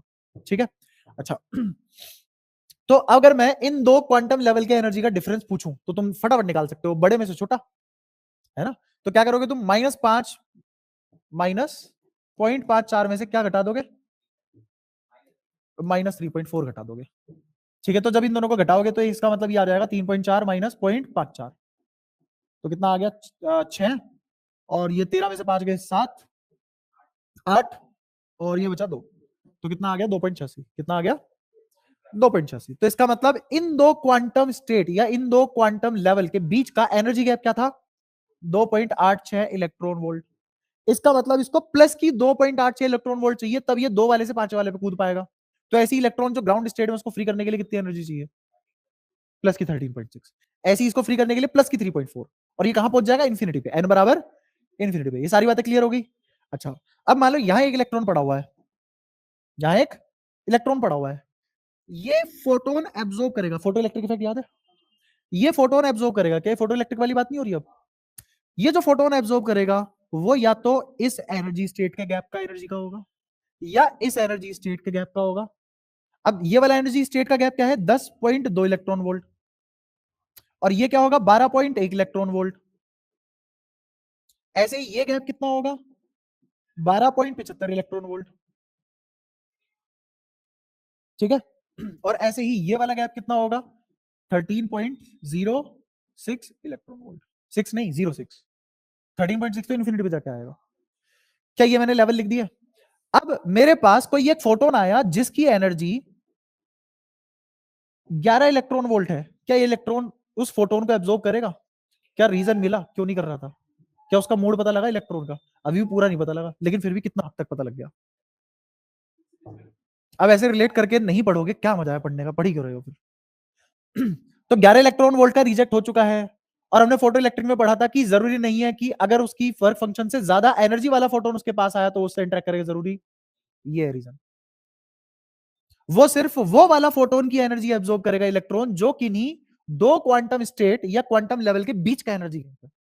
अगर उस दो क्वांटम स्टेट के एनर्जी गैप के बराबर कोई फोटोन एनर्जी लेके आ रहा है तो उसको एब्जॉर्ब करेगा, वरना एब्जॉर्ब तो या तो ये 10.2 इलेक्ट्रॉन वोल्ट एनर्जी एब्जॉर्ब करेगा, या 12.1 इलेक्ट्रॉन वोल्ट एनर्जी एब्जॉर्ब करेगा, या इतनी। इसके और इसके बीच में कोई एनर्जी एब्जॉर्ब, इसको बोलते हैं एनर्जी गैप इन सेमीकंडक्टर। आई बात समझ? अच्छा तो और चीज देखो, अब जैसे इसने कहा कि 10.2 इलेक्ट्रॉन वोल्ट एब्जॉर्ब कर लिया इसने, अब ये कहां पहुंचेगा? क्या इसके और इसके बीच में कहीं इलेक्ट्रॉन आ सकता है? क्या एनर्जी क्वांटाइज्ड है? अगर एनर्जी क्वांटाइज्ड है, उसका एंगुलर मोमेंटम और ये मोमेंटम सब क्वांटाइज्ड है, तो इसके लिए बोर की सेकंड पोस्टुलेट की क्या जरूरत थी? इसीलिए बोर का सेकंड पोस्टुलेट कभी मोमेंटम की बात की नहीं, खुद बोर ने नहीं की। उसको तो पहले से ही पता था भाई, अगर मोमेंटम कंजर्व्ड है तो एम बदल के क्या कर लोगे तुम, इलेक्ट्रॉन ही है वो तो, है ना? तो बात सारी किसकी है? मेरा मोमेंटम कंजर्व है, एनर्जी कंजर्व है, दुनिया को पता है, क्योंकि बाउंड्री सिस्टम है। बाउंड्री सिस्टम में कंजर्वेटिव फोर्स ही काम करते हैं, और वो कहां से आएंगे? कंजर्वेटिव एनर्जी से आएंगे। तो ये तो कोई सवाल ही नहीं था कि तुम कंजर्वेटिव प्रूफ करो, सवाल ये था क्वांटाइज प्रूफ करो। और क्वांटाइज प्रूफ करके आंसर किस मैनर में किया? कंजर्व्ड है, क्योंकि लोगों को तो वो समझ में आता है ना। अब लोगों को ये थोड़ी समझ में आएगा अच्छे काम करो, लोगों को ये समझ में आएगा अच्छे काम करो वरना भगवान मारेगा, वही वाली बात है। अब आगे की बात करो। अब सुनो सुनो सुनो, ये इलेक्ट्रॉन एब्जॉर्ब, सॉरी इस इलेक्ट्रॉन ने ये फोटोन एब्जॉर्ब कर लिया, मान लो ये एनर्जी का फोटोन एब्जॉर्ब करा, तो अब ये कहां आएगा? सीधा यहां मिलेगा तुम्हें। चाहे एक्साइट हो गया, एक्साइट होने के बाद ये इसका घर तो नहीं है, अगर ये इसका घर नहीं है तो अब ये अपनी एनर्जी लूज करेगा और वापस यहाँ आएगा। और मजे की बात ये है, वापस भी ऐसे नहीं कहीं बीच में रुक जाए, लूज करेगा तो लूज भी कितनी करेगा? जितनी एब्जॉर्ब की थी। तो जितना एब्जॉर्ब करता है उतना ही लूज करता है। अब सवाल मेरा ये है, ऐसा क्यों? जब इसके पास नंबर ऑफ फोटोन, तो मेरे पास कोई दिक्कत नहीं है ना, लोड नहीं है, नंबर ऑफ फोटोन कंजर्व होने चाहिए क्या? नहीं, तो भाई ज्यादा फोटोन रख दे, आता हुआ, तो तू यहां रुक जा। ऐसा क्यों नहीं हो पा रहा? एनर्जी गैप, उसी एनर्जी गैप बोलता है, जो कि कंडक्टर में ओवरलैप करता है, नहीं एग्जिस्ट करता। और सेमी कंडक्टर में 1.5 इलेक्ट्रॉन वोल्ट के आसपास होता है, और इंसुलेटर में 3 इलेक्ट्रॉन वोल्ट से ज्यादा होता है। ठीक है। इस सवाल का कोई जवाब एग्जिस्ट नहीं करता। हाँ, तो हम सीख सकते हैं वैसे, वो तो कंपेयर करने वाली बात होगी, कंपेयर कर ली, याद रखने का तरीका आ गया। पर क्यों नहीं रुक रहे भाई साहब आप यहाँ? आप इतने फोटोन रेडिएट करो कि बस आप यहाँ आके रुक जाओ। आते वक्त तो आपके पास चॉइस है ना, एब्जॉर्ब करते टाइम चॉइस नहीं थी, आते वक्त तो चॉइस थी, रुक जाओ यहाँ पे। और सही बताओ ना, आते वक्त भी इसके पास चॉइस नहीं थी, इसका भी एक्सप्लेनेशन नहीं है कोई। क्या मजबूरी है इसकी कि इन्हीं या तो यहां एग्जिस्ट करे, यहां एग्जिस्ट करे? क्या मजबूरी है इसकी? ये फॉर्मूला क्यों काम कर रहा है?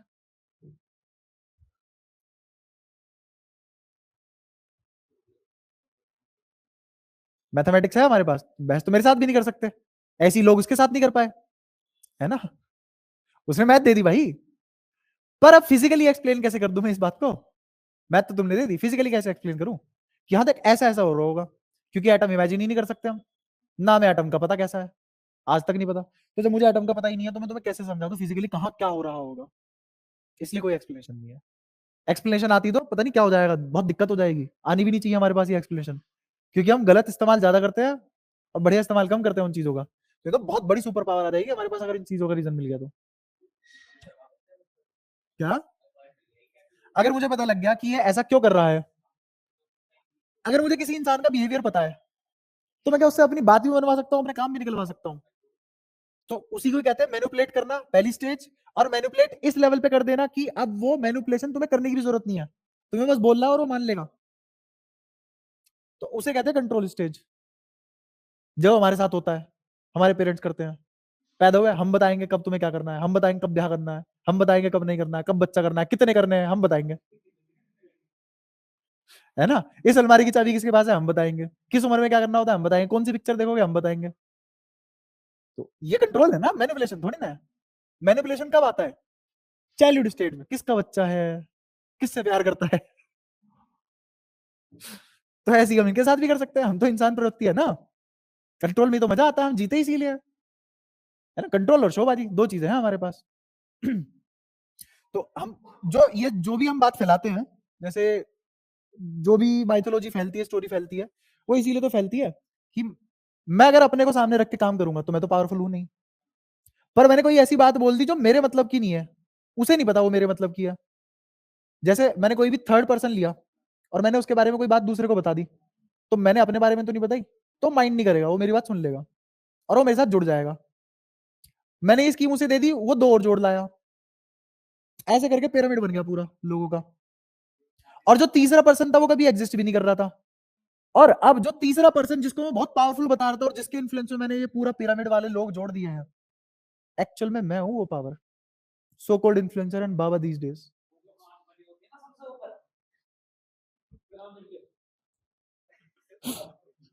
तो ऐसे जो भी ये कंट्रोल किया जाता है ना तुम्हें किसी भी थर्ड इंडिविजुअलिटी या स्पिरिचुअलिज्म के ऊपर, वो इसीलिए किया जाता है कि जो वो बातें फैला रहा है वो खुद को सामने रख के नहीं फैला रहा, बट वो अपनी ताकत बढ़ा रहा है, उस स्पिरिचुअलिटी की ताकत नहीं बढ़ा रहा। हाँ, वो मीडियम है बस, और वो मीडियम उसने खुद क्रिएट किया हाइपोथेटिकली। हाँ, और अब दिक्कत ये तुम खुल के बोल भी नहीं सकते हो क्या रहा है ना? और ये सारा खेल किस चीज का है? नहीं, इन्हीं सब का है भाई, यही खेल है ये सब। वहां भी साइंस है, अंधविश्वास में भी साइंस लग रही है उधर। कैसे? ये इलेक्ट्रॉन है, दिमाग में लोचा करेगा। ये क्या डुअलिटी दिखाता है? जब एक इलेक्ट्रॉन डुअलिटी दिखा रहा है तो इलेक्ट्रॉन से हर बनी चीज क्या दिखाएगी? तो इसीलिए हमें नहीं पता होता हमें किस टाइम कौन सा खाना खाना है, बस कभी कभी हिट करता है हमें, आज इस चीज का मन कर रहा है, वरना तुमसे अभी मेन्यू दे दो कंफ्यूज हो जाओगे, 5 मिनट लगा दोगे तुम छांटने में। उसी दिन देख लो हमने वो मंगा के खाया था, आधा घंटा लग गया था डिसाइड करने में क्या, और बेकार चीज खाई। तो ये डुअलिटी तो फिर सरफेस लेवल पे तो आएगी आएगी ना, ये इन्हीं का ही खेल है सारा। क्यों है नहीं पता, जिस दिन ये पता लग गया मैं तो सारी इमोशन कंट्रोल कर लूंगा, दूसरे के भी कर लूंगा, सबके एक साथ कर लूंगा, बचा क्या जिंदगी में फिर? तो बहुत खराब बात हो जाएगी। मैं बस ये रिलेट किया है कि तुम एक इलेक्ट्रॉन की ये वाली बात पता कर लो तो क्या क्या हो सकता है। तो इसीलिए ये बात हमें पता लगनी भी नहीं चाहिए ऐसा हो क्यों रहा है। इसने किया, कौन से वाला फोटोन एब्जॉर्ब करेगा? वो एनर्जी का फोटोन जिनकी एनर्जी 2 क्वांटम स्टेट के डिफरेंस से मिलती है ना? फिर जब रिलीज करेगा तो भी उतनी ही एनर्जी रिलीज करेगा। अब वो भी बताता हूं, थोड़ा सा हिंट दे सकता हूं मैं इसका क्यों ऐसा हो रहा है, हल्का सा हिंट। अगर ये यहां से यहां के रुक गया तो ये समहाउ एनर्जी कंजर्वेशन को वायलेट कर देता है, समहाउ। कैसे कर लेता है बताता हूं। इसके पास एनर्जी कितनी कितनी एब्जॉर्ब करी इसने? 12.1। वापस कितनी निकाल दी? अगर यहां रुक गया तो इसने इसने इतनी एनर्जी तो लूज कर दी, इतनी एब्जॉर्ब कर दी, और अगर एब्जॉर्ब की गई कहां? है तो इलेक्ट्रॉन ही, एक इलेक्ट्रॉन पे उससे ज्यादा एनर्जी तो हो नहीं सकती भाई। मास, एक पर्टिकुलर मास एक पर्टिकुलर एनर्जी में तो कन्वर्ट हो सकता है ना? Mass energy conservation. ऐसा तो है नहीं कि मान लो अगर मैं बोलूं कि इलेक्ट्रॉन का मास है और वो इनफाइनाइट एनर्जी में कन्वर्ट हो जाए, ये तो नहीं पॉसिबल है। तो यहाँ तो तुम वो भी पॉसिबल करवा सकते हो ऐसे तो अगर ये गया एब्जॉर्ब करके है तो जितना इसने एनर्जी एब्जॉर्ब की उतनी ही रिलीज करेगा, पक्का है, मजबूरी है। असली रीजन यही है कि मुझे ये नहीं पता ऐसा क्यों चल रहा है, वो तो पता ही है फिर। ये तो एनर्जी कंजर्वेशन से एक्सप्लेन कर सकता हूं मैं बाद वाला, कि अब ये आएगा तो सीधा यही आएगा। हाँ, अब मैं एक और बात बोलूंगा जो समझनी मुश्किल है। जब ये यहां से आएगा तो ये हर पॉसिबिलिटी के फोटोन एमिट करेगा, हर पॉसिबिलिटी के फोटोन क्या एमिट करेगा, ये तो फिर वायलेट हो गया एनर्जी कंजर्वेशन। समझो कैसे? ये यहां से आया मतलब कहां से कहां आया? 3 से 1 पे आया एक पॉसिबिलिटी, 2 से 1 पे आया एक पॉसिबिलिटी, 3 से 2 पे आया एक पॉसिबिलिटी। ये तीनों टाइप के फोटोन दे देगा तुम्हें। ऐसा कैसे हो गया? जब इसने मेरे को ये वाला फोटोन दे दिया तो 12.1 तो वापस कर दी।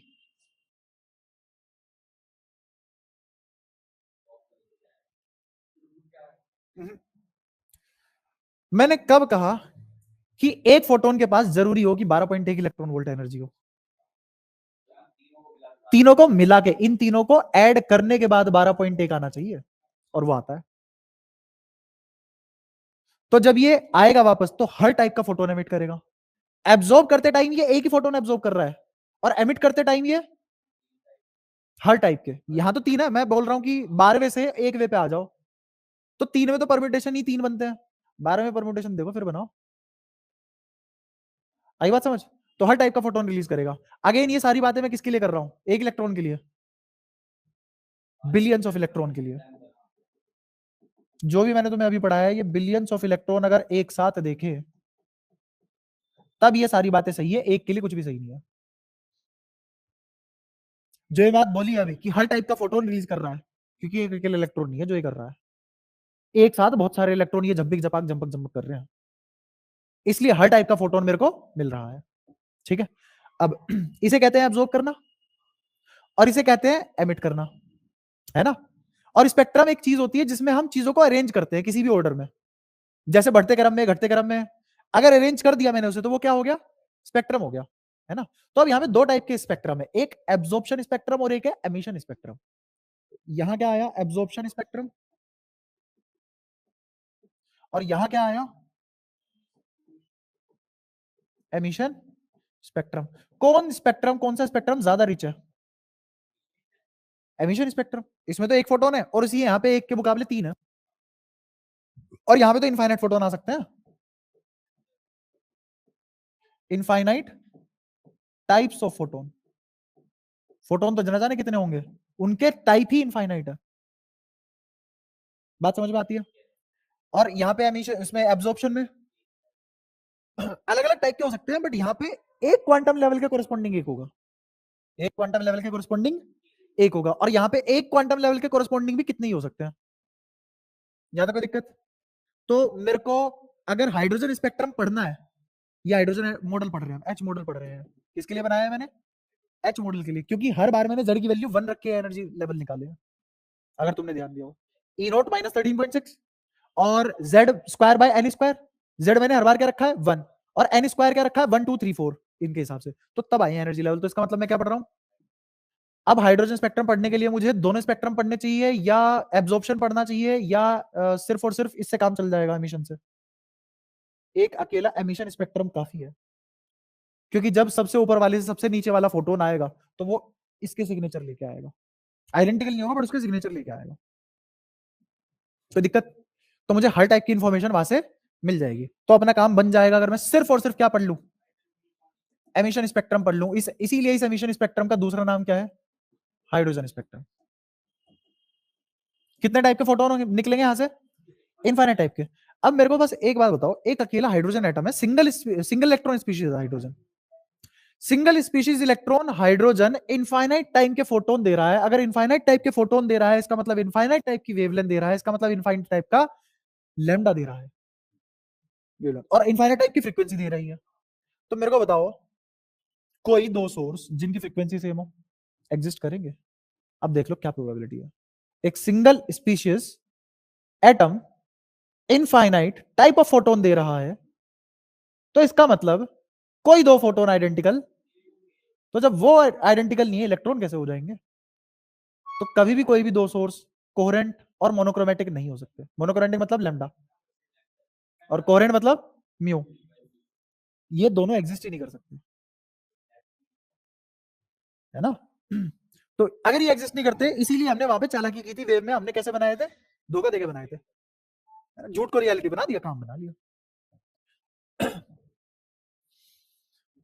तो हाइड्रोजन स्पेक्ट्रम कैसे पढ़ेंगे, हाइड्रोजन स्पेक्ट्रम में अपने सिलेबस के हिसाब से तो बहुत आसान है हमारा। हाइड्रोजन स्पेक्ट्रम में सिर्फ 5 सीरीज है, लाइमन, बामर, पास्चर, ब्रैकेट, टीफन।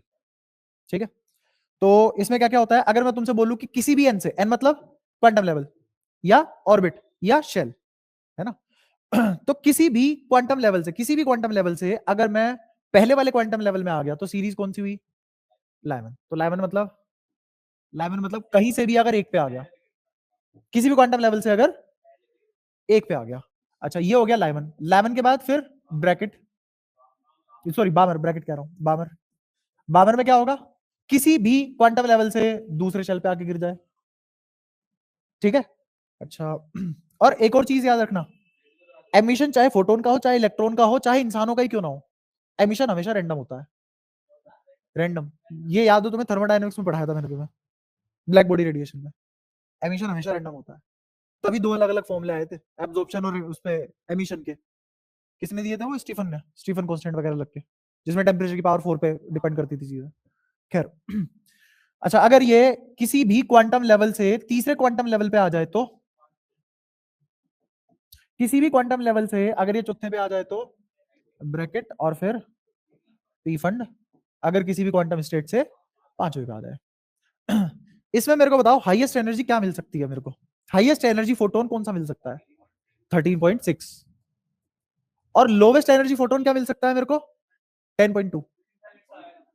अरे भाई 10.2। देख यहां समझाता हूं, दोबारा नहीं बना रहा। 2 से 1 पे गया, क्या हुआ? लाइवन हुआ कि नहीं हुआ? एनर्जी का डिफरेंस 10.2। अगर यहां से यहां गए तो 12.1, यहां से यहां गए तो 12.75। क्या सबसे कम इसी वाले के लिए मिला? और 0 से 1, 0 0 कह रहा हूं, इनफाइनाइट से 1 पे आने के लिए कितना लगेगा? 13.6। तो मैक्सिमम कितना मिल सकता है मेरे को? Maximum energy photon 13.6 electron volt का, और मिनिमम एनर्जी फोटोन वही तो बता रहा हूं। तो 10.2 से कहां तक जाएगा ये? 13.6 इलेक्ट्रॉन वोल्ट। इससे अगले वाला क्या होगा? 12.1। इससे अगला 12 और उससे अगला 13.06, और ऐसे करते करते आखिरी में 13.06, 06 नहीं 6 इलेक्ट्रॉन वोल्ट। अच्छा, ये शुरू के 4 तुम्हें याद होने चाहिए, सवालों में एकदम बहुत जल्दी कर पाओगे तुम। कैसे? जैसे मान लो मैंने कहा कि 12.75 इलेक्ट्रॉन वोल्ट का फोटोन आया मेरे पास, 12.75 इलेक्ट्रॉन वोल्ट का फोटोन आया, तो बता तुरंत ही ये सिग्नेचर है इसका। ये एनर्जी को सिग्नेचर की तरह बिहेव करवा सकते हैं हम। कैसे? मैं सीधा बता दूंगा तुम्हें कि देख, एटम का नाम था हाइड्रोजन, शेल का नाम था 3, सॉरी 4, शेल का नाम था 4। हाँ, आया पहली में, आया पहली में। तो इसका मतलब हाइड्रोजन एटम में मेरा इलेक्ट्रॉन एन शेल से के शेल में आ गया। सिर्फ मैंने इतनी बात बोलने से कितनी तगड़ी इंफॉर्मेशन दे दी। और सीरीज कौन सी थी? लेमन। और स्पेक्ट्रम से जो इलेक्ट्रोमैग्नेटिक रेडिएशन निकली वो कौन सी थी? Ultraviolet. सिर्फ एक एनर्जी देख के मैंने इतनी सारी बोल दी। ये फायदा है। तो सोचो जिन लोगों ने सोच समझ के ये चीजें बनाई है, ये बोर वगैरह जो ये काम कर रहा था, क्या माइंडसेट, क्या सोचता होगा वो आदमी, हमसे कितना अलग सोचता होगा वो। तो है चीते लोग थे, हम तो पता नहीं कहाँ है, हम तो खुदा खुदा के मर जाएंगे। ऐसी ये बाबर, बाबर में क्या क्या होगा? सबसे कम एनर्जी, सबसे ज्यादा बताओ? 3.4 सबसे ज्यादा, और सबसे कम वो 1.9। हाँ, और ऐसे ही इसके बाद फिर आ जाएगा 2.55 इलेक्ट्रॉन वोल्ट, और इसके बाद 2.86 इलेक्ट्रॉन वोल्ट। ऐसी अगर मैं तुमसे पूछ लूं 2.86 इलेक्ट्रॉन वोल्ट का मतलब क्या है? एटम हाइड्रोजन है, हाँ वही, एन से के पे एन से एल पे आ गया, के एल, एन से एल पे आ गया इलेक्ट्रॉन। और जो इलेक्ट्रॉन ने इलेक्ट्रोमैग्नेटिक वेव दी है मेरे को, वो विजिबल रेंज की है। क्या पता लगा ये एनर्जी सिग्नेचर कितना फायदे की चीज है। ऐसे ही बामर का क्या हो जाएगा? मैक्सिमम क्या हो जाएगी बामर की? ये माइनस नहीं है, प्लस की। और अरे सीधा सीधा कितना हो जाएगा? 1.5 इलेक्ट्रॉन वोल्ट हो जाएगा ना। और मिनिमम कितनी हो जाएगी? उससे जस्ट ऊपर वाली में से घटा दो, तो 85 घटा लो इसमें से, 0.85 घटाना है ना, तो यहाँ 5 आ गया। और ये कितना? 14 में से 8 गए 6, तो 0.65 आ गया। ठीक है। और ये क्या हो जाएगा? इंफ्रारेड। ये भी इंफ्रारेड, ये भी इंफ्रारेड। ठीक है। ऐसे ही इसकी कितनी आ जाएगी? इसकी मैक्सिमम कितनी हो सकती है? 0.85। और 0.85 में से अगर मैं 0.54 घटा दूं तो 0.16 ज्यादा आएगी। 0.31, 0.31 ना। और ऐसे ही इसकी निकालेंगे तो यहां जाएगी 0.54, और यहाँ पे 0.16, यहाँ आएगा 0.16। ठीक है। P1 की कोई नहीं पूछ रहा तुमसे, इतनी भी याद कर लो बहुत है। ठीक है। तो ये सारा डेटा क्लियर हुआ। अब क्या मैं बना बना के दिखाऊं या समझ गए? जैसे मैंने कहा कि एक यहां से आ गया, बताओ कौन सी सीरीज है? कहां से कहां है? लास्ट वाली देखो, तीसरी है ना, तो तीसरी पास चैन है। ठीक है। अगर ये यहां से ना आगे यहां आ जाता तो लाइवन होती। कोई दिक्कत? यहां तक कोई भी परेशानी? अच्छा, अब बोर ने क्या कहा, ये सब बोर ही कर रहा था, और अब मैं पोस्टुलेट बता रहा हूं तुम्हें उसका। पोस्टुलेट ये है, उसने कहा देखो, अगर मैं किसी भी दो क्वांटम लेवल के बीच की एनर्जी का गैप निकालूं, किसी भी दो क्वांटम लेवल के बीच के एनर्जी का गैप निकालूं, तो जैसे मैंने मान लिया ये m है और ये n है, निकाला, तो किसके बराबर आ जाएगा ये? H C by lambda, H C by lambda. देखो अब मैं इसको एब्जॉर्प्शन और एमिशन दोनों से रिलेट करता हूं। इसने कितने का फोटोन खाया था? 10.2 इलेक्ट्रॉन वोल्ट का फोटोन खाया था। तो देख इस और इस एनर्जी के बीच के लेवल के गैप है, तो खुद देखना ये क्या है, E1 और ये क्या है, E2। E2 माइनस E1 इस जगह का एच सी बाय लेमडा, और एच सी बाय लेमडा कौन होता है? खुद फोटोन। तो मेरा दो क्वांटम स्टेट का गैप, एनर्जी गैप, और फोटोन खुद एक एनर्जी का पैकेट है, वो बराबर होने चाहिए, तो एब्जॉर्ब कर लेगा। ज्यादा और कम पे एब्जॉर्ब नहीं करेगा, इसीलिए थ्रेशोल्ड वाली कहानी इसलिए बहुत अधूरी थी। वो तो कांस्टेंट मान के काम चला लिया, वरना है तो उसमें कहानी बहुत कुछ। यहां तक बताओ कोई भी दिक्कत? तो क्या एच सी बाय लेमडा के बराबर आ गया? अब ये एच सी बाय लेमडा आने वाला फोटोन है, जाने वाला फोटोन है? दोनों। एक बात बताओ, एक फोटोन आया, नंबर ऑफ फोटोन तो कंजर्व नहीं होते ना, फोटोन की क्या कंजर्व होती है? एनर्जी। तो मैंने नंबर ऑफ फोटोन लिखे है, एनर्जी लिखी है, तो आया हो गया हो, सारे जितने भी फोटोन निकल गए, सबकी एनर्जी जोड़ लो, क्या आएगी? H C by lambda. या सबकी जो फोटोन एक अकेला आया था उसकी एनर्जी जोड़ लो, वो भी क्या? H C by lambda. यही किसने बोला? बोहर ने, और ये बना उसका थर्ड पोस्टुलेट। अब इसको एक लाइन में कैसे खत्म कर दूंगा? ठीक है। तो इसी से हम एक कहानी और जोड़ सकते हैं, एक कहानी ऐसे जोड़ सकते हैं, इसका मतलब क्या है कि कोई एक nth ऑर्बिट होगा, कोई एक mth ऑर्बिट होगा, और कहां से कहां जा रहा है वो? n से m जा रहा है ना, तो यहाँ पे, यहाँ तो चलो यहाँ पे कर लो, यहाँ पे n से m कर लो, nth से mth में जा रहा है। तो अगर कोई इलेक्ट्रॉन यहां से यहां एमिट होके गया, तो अब तुम्हें कंफ्यूजन ये हो सकती थी कि ये एच सी बाय लेमडा तो आपने आने वाले का लिखा था, जाने वाले का कैसे लिख दिया एच सी बाय लेमडा? अभी अभी बताया, नंबर ऑफ फोटोन नहीं लिख रहे हैं, उसकी टोटल एनर्जी लिख रहे हैं। क्या अब ये वाली बात भी क्लियर है? ठीक है। अब ये इलेक्ट्रॉन जब नीचे आएगा तो ये फोटोन एमिट करेगा अलग अलग टाइप के, जिनकी सभी सबकी contributed energy H C by lambda है। उसमें शर्त ये है एन बराबर एम, सॉरी एन बराबर एम कह रहा हूं, एन एम से बड़ा होना चाहिए। रीजन बीइंग, अरे एमिशन का मतलब यही है ना कि वो हायर से लोअर स्टेट में जा रहा है, ये बात क्लियर है? तो हमेशा एन माइनस एम ही होगा, इसमें कोई दिक्कत? ठीक है। अब इसको अगले पेज पे लेता हूं, जगह कम पड़ेगी यहां। E N minus E M H C by lambda, और मैंने दो लेवल बना दिए, ये जा रहा है एन से एम पे, कौन? इलेक्ट्रॉन, और इसने कर दिए फोटोन रेडिएट, बहुत सारे, जिनकी सभी contributed energy H C by lambda है। अच्छा जी। इसका ऐसे भी पढ़ सकते हो तुम इसको कि भाई जितना दो क्वांटम लेवल के बीच का एनर्जी गैप था, उतनी एनर्जी फोटोन के रूप में निकल गई। अब वो 10 फोटोन में निकली, एक फोटोन में निकली, उससे मतलब नहीं है। ये भी बात क्लियर हुई? चलो, तो तुम्हें हर तरीके से अगर ये पढ़ना आ गया, अब इसमें थोड़ा सा अच्छे लेवल की बात करता हूं। अच्छे लेवल की बात कैसे करता हूं? जैसे मान लो मैंने सवाल पूछा तुमसे, सवाल ये है कि एच ई प्लस है और वो 5 से 3 पे गया, तो लेमडा 1 का फोटोन मिला, समझ रहे हो? लेमडा 1 का फोटोन मिला। अच्छा, मैंने लिखा एल ई प्लस प्लस, और ये गया 4 से 2 में, तो मेरे को लेमडा 2 का फोटोन मिला। सही बात है? वो कह रहा है तुमसे लेमडा 1 बाय लेमडा 2 का रेशो निकाल दो। हम्म हम्म हम्म मुझे एनर्जी कहां पता है? हाँ, ये इसकी एनर्जी निकालनी पड़ेगी, इसकी एनर्जी निकालनी पड़ेगी, वो किसके लिए? हीलियम के लिए, एच के लिए नहीं है वो। अब देखो, दो तरीके हैं सवाल को करने के। पहला तरीका बता रहा हूँ, इसी में तुम्हारे कॉन्सेप्ट भी क्लियर हो जाएंगे, सवाल के थ्रू ही कॉन्सेप्ट क्लियर करा दूंगा और चैप्टर की समाप्ति हो जाएगी। तो देखो, एच ई प्लस है, तो मैंने अभी अभी हाइड्रोजन का तुम्हारे सामने मॉडल बनाया था, एच स्पेक्ट्रम की लाइंस बनाई थी मैंने, लैमिन पाशन वगैरह ये सब है ना। तो मैंने कहा ये n बराबर 1 है, n बराबर 2 है, n बराबर 3 है, सबके लिए ये तो बातें सेम ही होगी, ऐसे। ठीक है। मुझे करना है एच के लिए काम।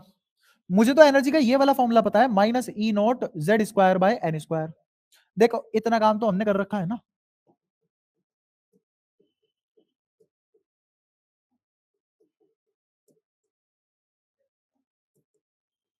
इतना काम तो हमने कर रखा है। ये किसके लिए थे? एच के लिए। अब अगर मुझे एल आई प्लस के लिए निकालना है, तो ये भी single species, single electron species है ये भी, बट इसका जेड कितना है? इसका जेड कितना है? 3। अच्छा, लिथियम लिखा है मैंने, सॉरी सॉरी सॉरी सॉरी, पहले हीलियम का देख लो, मेरे ये ध्यान था। अब देखो दिमाग कैसे काम कर रहा है मेरा, लिख कुछ और रहा हूं, दिमाग में कुछ और है। एच ई प्लस, यहां क्या आ जाएगा अब? इसको किससे मल्टीप्लाई कर दूं? 4 से। इसको भी किससे मल्टीप्लाई कर दूं? 4 से। इसको भी किससे मल्टीप्लाई कर दूं? 4 से। तो यहां जो अब चार्ट बनेगा एनर्जी का वो किसका बन जाएगा? हीलियम का। तो He plus model, He model नहीं, He प्लस मॉडल। ऐसे ही Li plus plus model model किससे मल्टीप्लाई कर देंगे? 9 से। तो अब इसकी एनर्जी निकालो फिफ्थ की। तो पहले तुम्हें फिफ्थ की किसकी पता होनी चाहिए? हाइड्रोजन की। कितनी है हाइड्रोजन की? 0.5, 0.54 ना। और यहां पे किससे मल्टीप्लाई कर दूंगा? 9 से। अच्छा हीलियम है ना, 4 से। और इसकी मल्टीप्लाई किससे कर दूंगा? थर्ड है, थर्ड बोल रहे हैं मतलब 0.85 या 1.5 इंटू 4। इसकी निकालो, इसकी निकालो, घटाओ। अभी तो सिर्फ इतना सा काम हुआ है। अब इस पे आओ, इसके साथ सेम करो। इसकी किससे मल्टीप्लाई करो? चौथे पे कितनी होती है? 85। इसकी मल्टीप्लाई करो 9 से। फिर इसकी किससे मल्टीप्लाई करो? 0.4 से। किसकी? दूसरे वाले पे कितनी होती है? 3.4। 0.4 कह रहा हूं, 9। ठीक है। अभी सिर्फ इनका घटाने का काम हुआ है। अब इसको बराबर रखोगे एच सी की वैल्यू के, डिवाइड बाय लैम्डा। लैम्डा इधर लेके जाओगे, उसको डिवाइड करोगे, लैम्डा इधर लेके जाओगे, उसको डिवाइड करोगे, फिर लैम्डा 1 लैम्डा 2 डिवाइड करोगे, तब आंसर आएगा, है ना। पर बोर और रेडबर्ग ने मिलकर एक बात बोली कि इतना कुछ करने की जरूरत नहीं है, बहुत आसान काम है, बस 2 मिनट सुनो होना क्या है। हाँ, उसने कहा ये ई एन लिख दो ना, तुम्हें क्या दिक्कत है? लिखते काहे नहीं हो? Z square by minus minus E naught Z square by M square. Atom तो सेम ही है, तो जेड तो सेम ही लिया जाएगा, बराबर एच सी बाय लेमडा। अच्छा ये माइनस माइनस प्लस हो जाएगा, और E naught Z square by Z square common आ गया, E naught Z square common आ गया, अंदर क्या बचा? 1/m² प्लस का माइनस का 1/n²। ये बात समझ आई? ये क्वांटिटी हमेशा पॉजिटिव आएगी। क्यों? क्योंकि मैं m छोटा है और n बड़ा है, तो ये नंबर छोटा आएगा ओवरऑल, ये नंबर बड़ा आ जाएगा। और बाहर माइनस आएगा नहीं, ये वाला माइनस यहाँ है। और ये जो इधर एच सी लिखा हुआ था, इसको इसके नीचे ले आओ, तो एच सी इसके नीचे आ गया, किसके बराबर बचा? ये 1/λ। अब ये सारी बातें तो कांस्टेंट है, जेड को कांस्टेंट मत कर देना, आइटम बदलेगा बदल जाएगा। तो जेड कांस्टेंट नहीं है, ये कांस्टेंट है, और इसका नाम होता है आर, रेडबर्ग कांस्टेंट। वैल्यू होती है इसकी 1.09 × 10⁷ पर मीटर। निकाल के देख ले, कांस्टेंट है, बाकी सब फालतू है, नंबर है सब। इधर कौन बचा? 1/λ पर मीटर ही आएगी। अच्छा अब सामने देखो, ये जेड स्क्वायर एम स्क्वायर, ये फॉर्मूला आ चुका अपना, तो मैं इसको ऐसे भी तो लिख सकता हूँ 1/λ equals to R Z square 1/m² minus n²। ऐसी यहाँ पे 1 रेडबर्ग एनर्जी होती है एक। 1 रेडबर्ग एनर्जी कैसे लिखी जाती है? जैसे E naught by H C बराबर आर है, तो E नॉट बराबर आर एच सी हो जाएगा। अगर ये एनर्जी 1 के बराबर आ गई तो उसको बोलते हैं 1 रेडबर्ग एनर्जी। या फिर बराबर भी ना है, क्यों कैलिब्रेट करना है इसको फालतू में? आर एच सी है ना, आर एच सी की जो वैल्यू आएगी वो वही कहलाएगी 1 रेडबर्ग एनर्जी। उसका एक अलग पैकेट बन गया। ठीक है, अभी तुम्हारे मतलब का नहीं है, आगे काम आएगा, कभी पढ़ोगे तो डिटेल में। अभी ये वाला फॉर्मूला मेरे काम का है। अब इधर आ जाओ, तुम्हें 1/λ निकालना है। आर की वैल्यू पता है, आर तो कट ही जाएगा, वैल्यू भी क्यों रखनी। जेड पता है कितना? 2, 2 का स्क्वायर 4। तो मैं डायरेक्ट लिख रहा हूँ, ये डायरेक्ट आंसर निकाल रहा हूँ मैं वहां से। ऊपर कितना? 4। यहाँ कितना? 1/m²। 1/m² बोले तो m कौन होगा? 5 की 3, 3 m से n से m पे गए हैं, तो पहले कौन आया? m।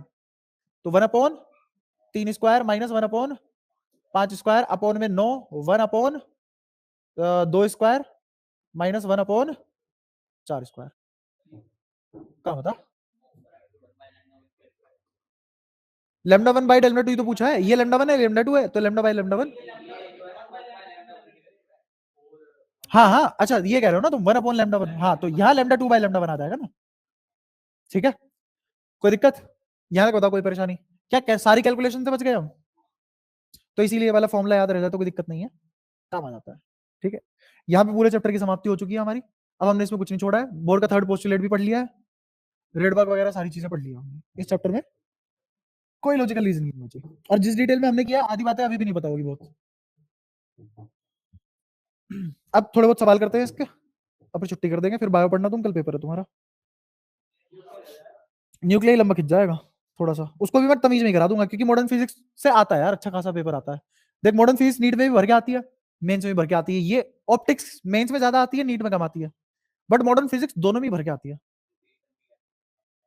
रोटेशन रोटेशन से तो बहुत कम आया, तेरे में 2 आ गए ना, बाकी ओवरऑल अगर वेटेज देखे हर एग्जाम की उठा के नहीं उतना ज्यादा। तभी जो तुम्हारा वो प्लानर बनाया ना मैंने, उस प्लानर में जो तुम्हारे पेपर आए थे उसके डिक्रीजिंग वेटेज ऑफ मार्क्स के हिसाब से नंबरिंग है उसकी। तुम्हें क्या लग रहा है मैं पूरे दिन यहाँ सोता भी नहीं हूँ, काम करता रहता हूँ? क्या काम कर रहा हूँ मैं?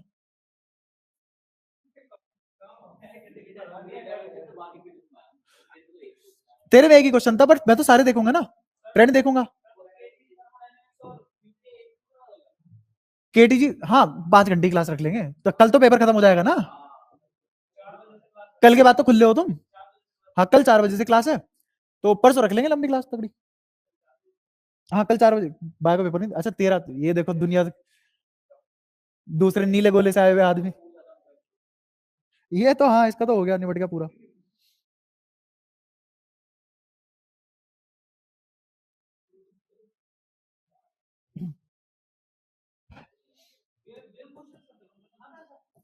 हाँ इस बार नहीं, वो सॉरी इस बार कह रहा हूँ, इस बार आए हैं, हर बार नहीं।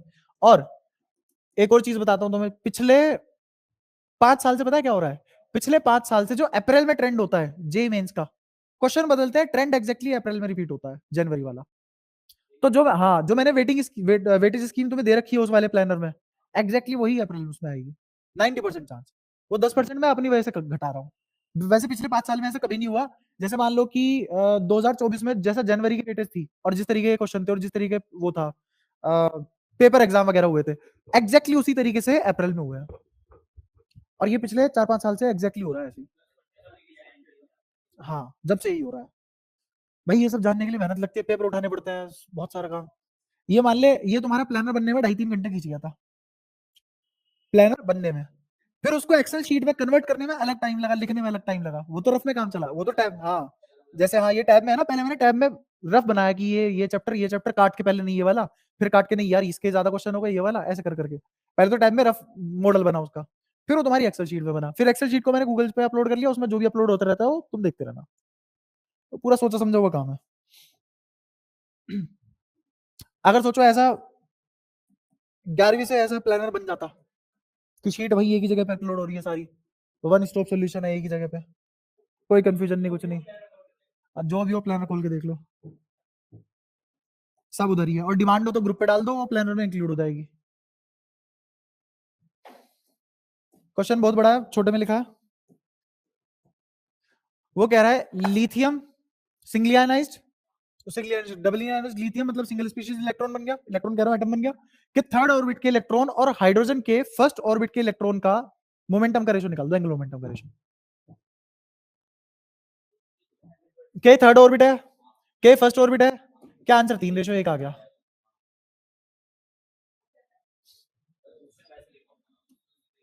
हाँ क्वेश्चन गंदे लिखते हो, भाषा खराब होती है थोड़ी सी बस। बाकी जो जो मैंने तुम्हें बताया, नोट तो नहीं बनवाया, ये बहुत सही तरीके से मैंने क्रिस्प क्लियर बातें लिखी हुई है, ये वो जैसे रियोप्टिक्स के भेजे थे ऐसे ये भेज दूंगा, तो पढ़ इससे लेना। यूनिट डायमेंशन के बनाने पड़ेंगे। हाँ उसमें क्वेश्चन क्वेश्चन उसमें भी क्वेश्चन पता है कैसे लिखा, क्वेश्चन लिख दिया, मैं कहा सोल्व करूंगा, इसे बढ़िया सॉल्यूशन ढूंढूंगा, सोल्व करा नहीं, तुम्हारे सामने सोल्व कर रहा था बैठ के फिर, तो ऐसे हुआ था उसमें, वो तो बहुत रफ था, बहुत रफ था वो। एक तो यार यूडीएम करने में मजा भी तो नहीं आता, उसमें कुछ इंटरेस्ट वाली चीज ही नहीं है। कमी निकालनी है यार, हमने इंसानों में कमी नहीं निकाली, गलत इंसानों में, तो हम डिवाइस में कैसे कमी निकाल दें? पर अगर नहीं निकालेंगे तो तुम ऐसा मत सोच ना, तुमने कमी नहीं निकाली, वो तुम्हारे नंबरों में कमी निकाल देगा। डिवाइस में जो एरर आता है वही वो कमी नहीं है।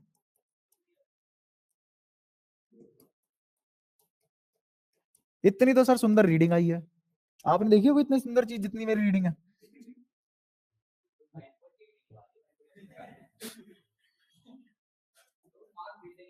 ना पॉसिबल नहीं है, आती नहीं, आ ही नहीं सकती।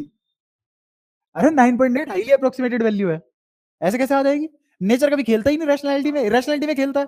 नेचर में जितने भी रैशनल नंबर तुमने आज तक पढ़े, तुम्हें क्या क्या, अच्छा एक बात बताओ, जब धरती बनी होगी, मैथ आई होगी, गिनना सीखा होगा, जोड़ना सीखा होगा, सारी बातें कर ली होंगी, मुझे तो ये समझ, चलो ये समझ में आता है फ्रैक्शन इसलिए बनाया गया क्योंकि ये कंपैरिजन का शॉर्टकट है। फ्रैक्शन अपने आप में कोई नंबर नहीं है, कंपैरिजन का शॉर्टकट है, तो हमने नंबर की फॉर्म में लिखना शुरू कर दिया ताकि बच्चे के दिमाग में 1/3 4/3 शुरुआत से ही रहे।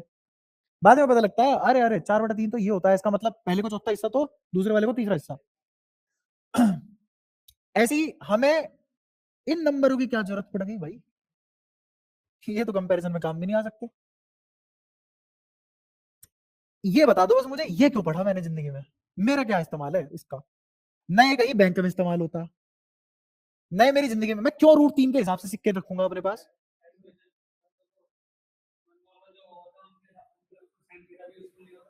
नहीं साइन थीटा यूजफुल होता है, क्यों नहीं होता है, होता है यूजफुल। अरे मैं तो एक एग्जांपल दिया है, तो कहीं भी यूज नहीं हो रहा ना, साइन थीटा 10 जगह यूज हो रहा है, कहां यूज हो रहा है, ये सिर्फ और सिर्फ नेचर यूज करती है। ऐसे ऐसे नंबर, इरैशनल नंबर हमने सिर्फ और सिर्फ नेचर को पढ़ने के लिए बनाए हैं। ई एक्सपोनेंशियल, नेपियर कांस्टेंट, ये जिसकी वैल्यू इरैशनल है, पाई, हर जगह दिख जाएगा तुम्हें, किसी न किसी के पास कोई तो कर्व होगा, कर्व होती रेडियस से कर्वेचर होगा, और डायमीटर और उसका रेशियो तो आएगा ही आएगा ना सर्कमफेरेंस का। बताओ कहानी है दुनिया में, ऐसी ई कहानी है दुनिया में, ऐसी गोल्डन रेशियो कहानी है दुनिया में, और ये सारे रैशनल नंबर है, ऐसी √3, ऐसी √2। हाँ, तो ये कहानी है दुनिया में, सारे के सारे नंबर कुदरत को पढ़ने के लिए बने हैं। कुदरती खेलता है इतना गंदा खेल कि हम ही ना पढ़ पाए। हाँ, क्यों नहीं करते कॉम्प्लेक्स, अभी हम नहीं करते, पर हाँ नेचर को पढ़ने के लिए जरूरत है कॉम्प्लेक्स नंबर की, ये तो बात है सारी। तो जैसे वो क्वेश्चन तूने मुझे दिया था, मैंने क्यों सोचा एकदम रोटेशन करवाता हूँ, और क्यों मैंने उसका रेडियस वाला फॉर्मूला लगा दिया। वो जो तुम बोलते हो कि कॉम्प्लेक्स नंबर में आर्गन प्लेन तुम ये लगाते हो कि भाई हमने तो पाइथागोरस लगाई है, पाइथागोरस थ्योरम नहीं है, वो इक्वेशन ऑफ सर्कल है। हाँ, जो तुम ये z निकालते हो इधर, ये x और i आयोटा y के हिसाब से जो तुम ये z निकालते हो, जिसको हमने फेजर भी नाम दिया था, तो ये असलियत में तुम इस सर्कल है ये।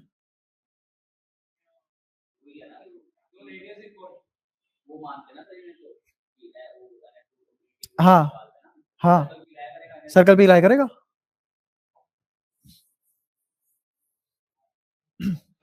तो बता कहानी है ये नेचर में, तो ये सारी चीजें, ये जो नंबर है, ये सब हमने नहीं बनाए, ये हमें इसलिए बनाने पड़े कि ताकि हम उसको पढ़ लें, सीख पाए। भाषा ही तो है भाई, मुझे नेचर के साथ इंटरेक्ट करना है, कोई लैंग्वेज चाहिए, तेरे साथ बोल रहा हूँ अभी अपनी भाषा में बोल रहा हूँ, तेरे को समझ में आ रही है। अब इससे हवा से कैसे बात करूं मैं, ऐसे बात करूं √3। ये 2 सवाल है, ये 2 सवाल करो फटाफट। तो तभी तो कह रहा हूँ सर, इतनी सुंदर रीडिंग है, ये देखी है आपने कभी क्या। Time period, dependency for nth orbit, time period किसके बराबर होता है, 2πr/v, ये तो कुछ भी नहीं है। r क्या था, r n/z, z/n, n/z या z/n, सोच लो, z बाय या z/n स्क्वायर या n स्क्वायर बाय z।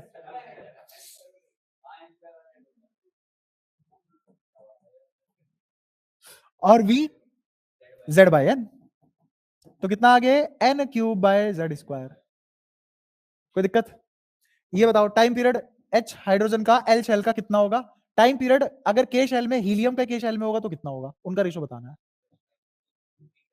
हाँ तो देखो, शेल से तो फर्क पड़ता नहीं है, z से फर्क पड़ेगा और n से फर्क पड़ेगा, अगर शेल से फर्क नहीं पड़ता, मतलब ये है कि दोनों के दोनों सिंगल स्पीशीज इलेक्ट्रॉन है, तो दोनों के दोनों में बोहर मॉडल लग जाएगा, है ना। और चीजें किस पे डिपेंड करती है, एल पे कह रहा हूँ, एन पे और जेड पे, तो बस उसी का खेल है सारा, एन और जेड का खेल है। तो बताओ कैसे कैसे करना है अब। इसका पहले मेरे को एन बताओ कितना, 1, जेड कितना 1, एन 2, इसका n1 z2, ठीक है। और अभी अभी मैंने टाइम पीरियड की डिपेंडेंसी निकाली n³/z², तो n³/z², पहले वाले का t1 किसके बराबर आएगा, अपॉन में t2 कितना आ जाएगा, तो ये ऊपर चला जाएगा, कितना आ जाएगा 1/832,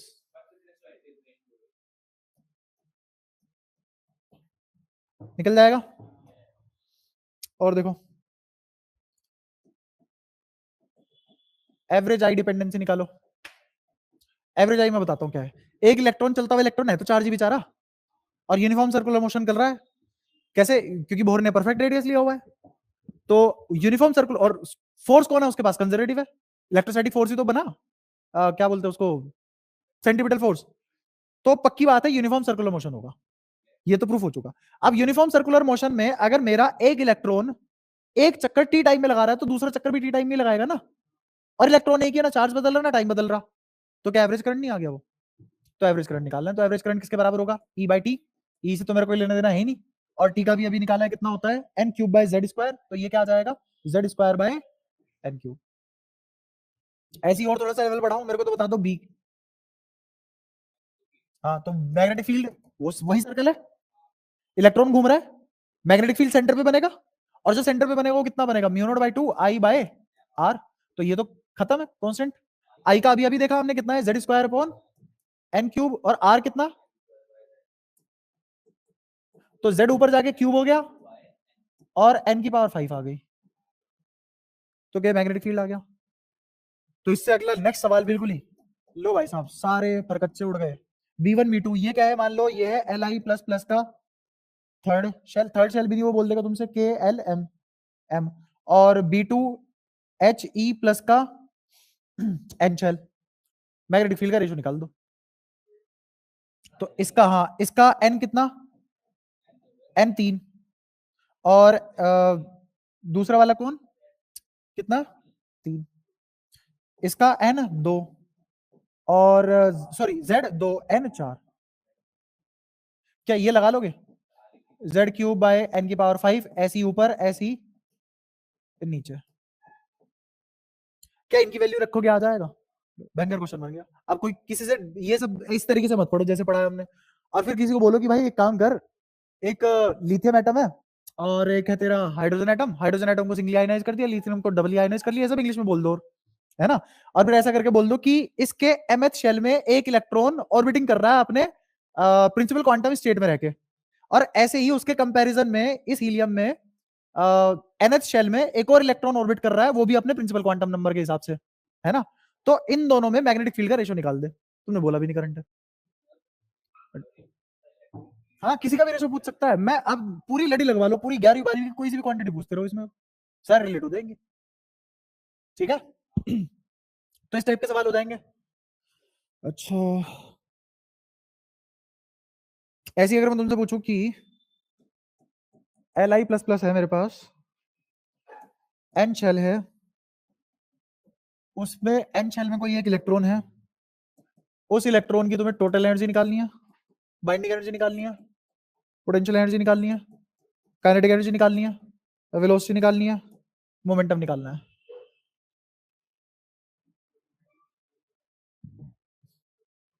ये सवाल करो और तुम्हारा खत्म चैप्टर पूरा, बढ़िया। इससे तुम कोई भी पीवाई को पेलना होने चालू हो जाएंगे। सबसे पहले ये बताओ, उसमें लिथियम बोला है, लिथियम बोले तो N कितना? 3, सॉरी N कह रहा हूं, Z कितना? 3, N 4। ठीक है? अब मुझे क्या निकालना है? इसका टोटल एनर्जी निकालनी है। तो टोटल एनर्जी किसके बराबर होती है? टोटल एनर्जी बराबर होती है minus E naught Z square by N square. कोई दिक्कत यहां तक? तो निकाल लो, ये माइनस ई नॉट तो माइनस 13.6 ही है, जेड स्क्वायर मतलब 9, और 4 मतलब, बताओ कोई दिक्कत? इतना तो काम मैंने घर से कर रखा है। ये क्या है? चौथे में हाइड्रोजन की, तो चौथे में हाइड्रोजन की कितनी हो जाती है? 0.85। तो ये आ गया 9 इंटू 0.85 माइनस का, ये तो आ गई मेरी टोटल एनर्जी, निकल गई। Kinetic negative of total energy होती है, और पोटेंशियल दुगनी होती है टोटल की, तो -2 इंटू 9 इंटू 0.85। क्या तीनों निकल गई? अच्छा, बाइंडिंग एनर्जी, टोटल एनर्जी जो है उसी को प्लस प्लस में लिख दो, तो बाइंडिंग एनर्जी कितनी होगी? अरे बाइंडिंग एनर्जी वही तो होती है, कितना फ्री करने के लिए चाहिए मेरे को, इतनी एनर्जी दो इसको फ्री, बिल्लू फरार। तो अब क्या निकालना है? वेलोसिटी। वेलोसिटी निकालने के लिए क्या करो? हाफ एम वी स्क्वायर बराबर कितना? 9 इंटू 0.85। अच्छा, ये मास किसका मास है? इलेक्ट्रॉन का। घूम कौन रहा है? इलेक्ट्रॉन। सारी बातें किसके लिए? इलेक्ट्रॉन के लिए। तो v आ जाएगा 9 इंटू 0.85। अब ये ध्यान से सुनना, ये इलेक्ट्रॉन वोल्ट में है, तो चुपचाप ये और कर लेना। अब ये किस में आ गई? इंटू 2, और नीचे 9.1 इंटू 10 पावर माइनस 31, क्योंकि अब मैंने देख ये वाली वैल्यू केजी में बता दी, केजी में रखी है, इसलिए उसको जूल में करना पड़ा, पूरे का अंडर रूट। अब ये तुम्हें ध्यान नहीं देना, अपने आप मीटर पर सेकंड में आएगी, क्योंकि सब ऐसा ही में रखा हुआ है। 31 लिखा तो था। अच्छा ठीक है भाई, तो ये आ गया डब्बा, कितना आ गया? अगर इसी डब्बे में मैं m की मल्टीप्लाई कर दूं तो क्या आ जाएगा? पोटेंशियल। मेरी बीमारी तुम तो मत पालो, मेरे तो दिक्कत हो रही है। दिमाग 10 जगह चल रहा है, तुम मत चलाओ, तुम सिर्फ पढ़ाई में दिमाग चलाओ। कितना आ गया? डब्बा डॉट। कोई दिक्कत यहाँ तक? बस यहाँ पे बढ़िया चपट के समाप्ति हुई है तुम्हारी। एटम खत्म। ठीक है, एटम में हमने कुछ भी रत्ती भर भी नहीं छोड़ा है, एक पैसे की थ्योरी नहीं छोड़ी करे बिना। बाकी नोट्स भेज दूंगा, वो भी कर लेना। हाँ हाँ बता, कब, कितने साल हो गए? अच्छा ठीक है। अच्छा, जिस दिन शेड्यूल डाला था, हाँ कैसे समझाया मतलब? अच्छा वो है क्या जिसमें प्राइम नंबर से मैट्रिक्स बनानी थी? ओहो ओहो, मैंने तो बहुत आसान तरीका लगाया, जैसे मैंने तुम्हें रिफ्लेक्सिव रिलेशन गिनवाए थे वही तरीका उसमें लगा दिया।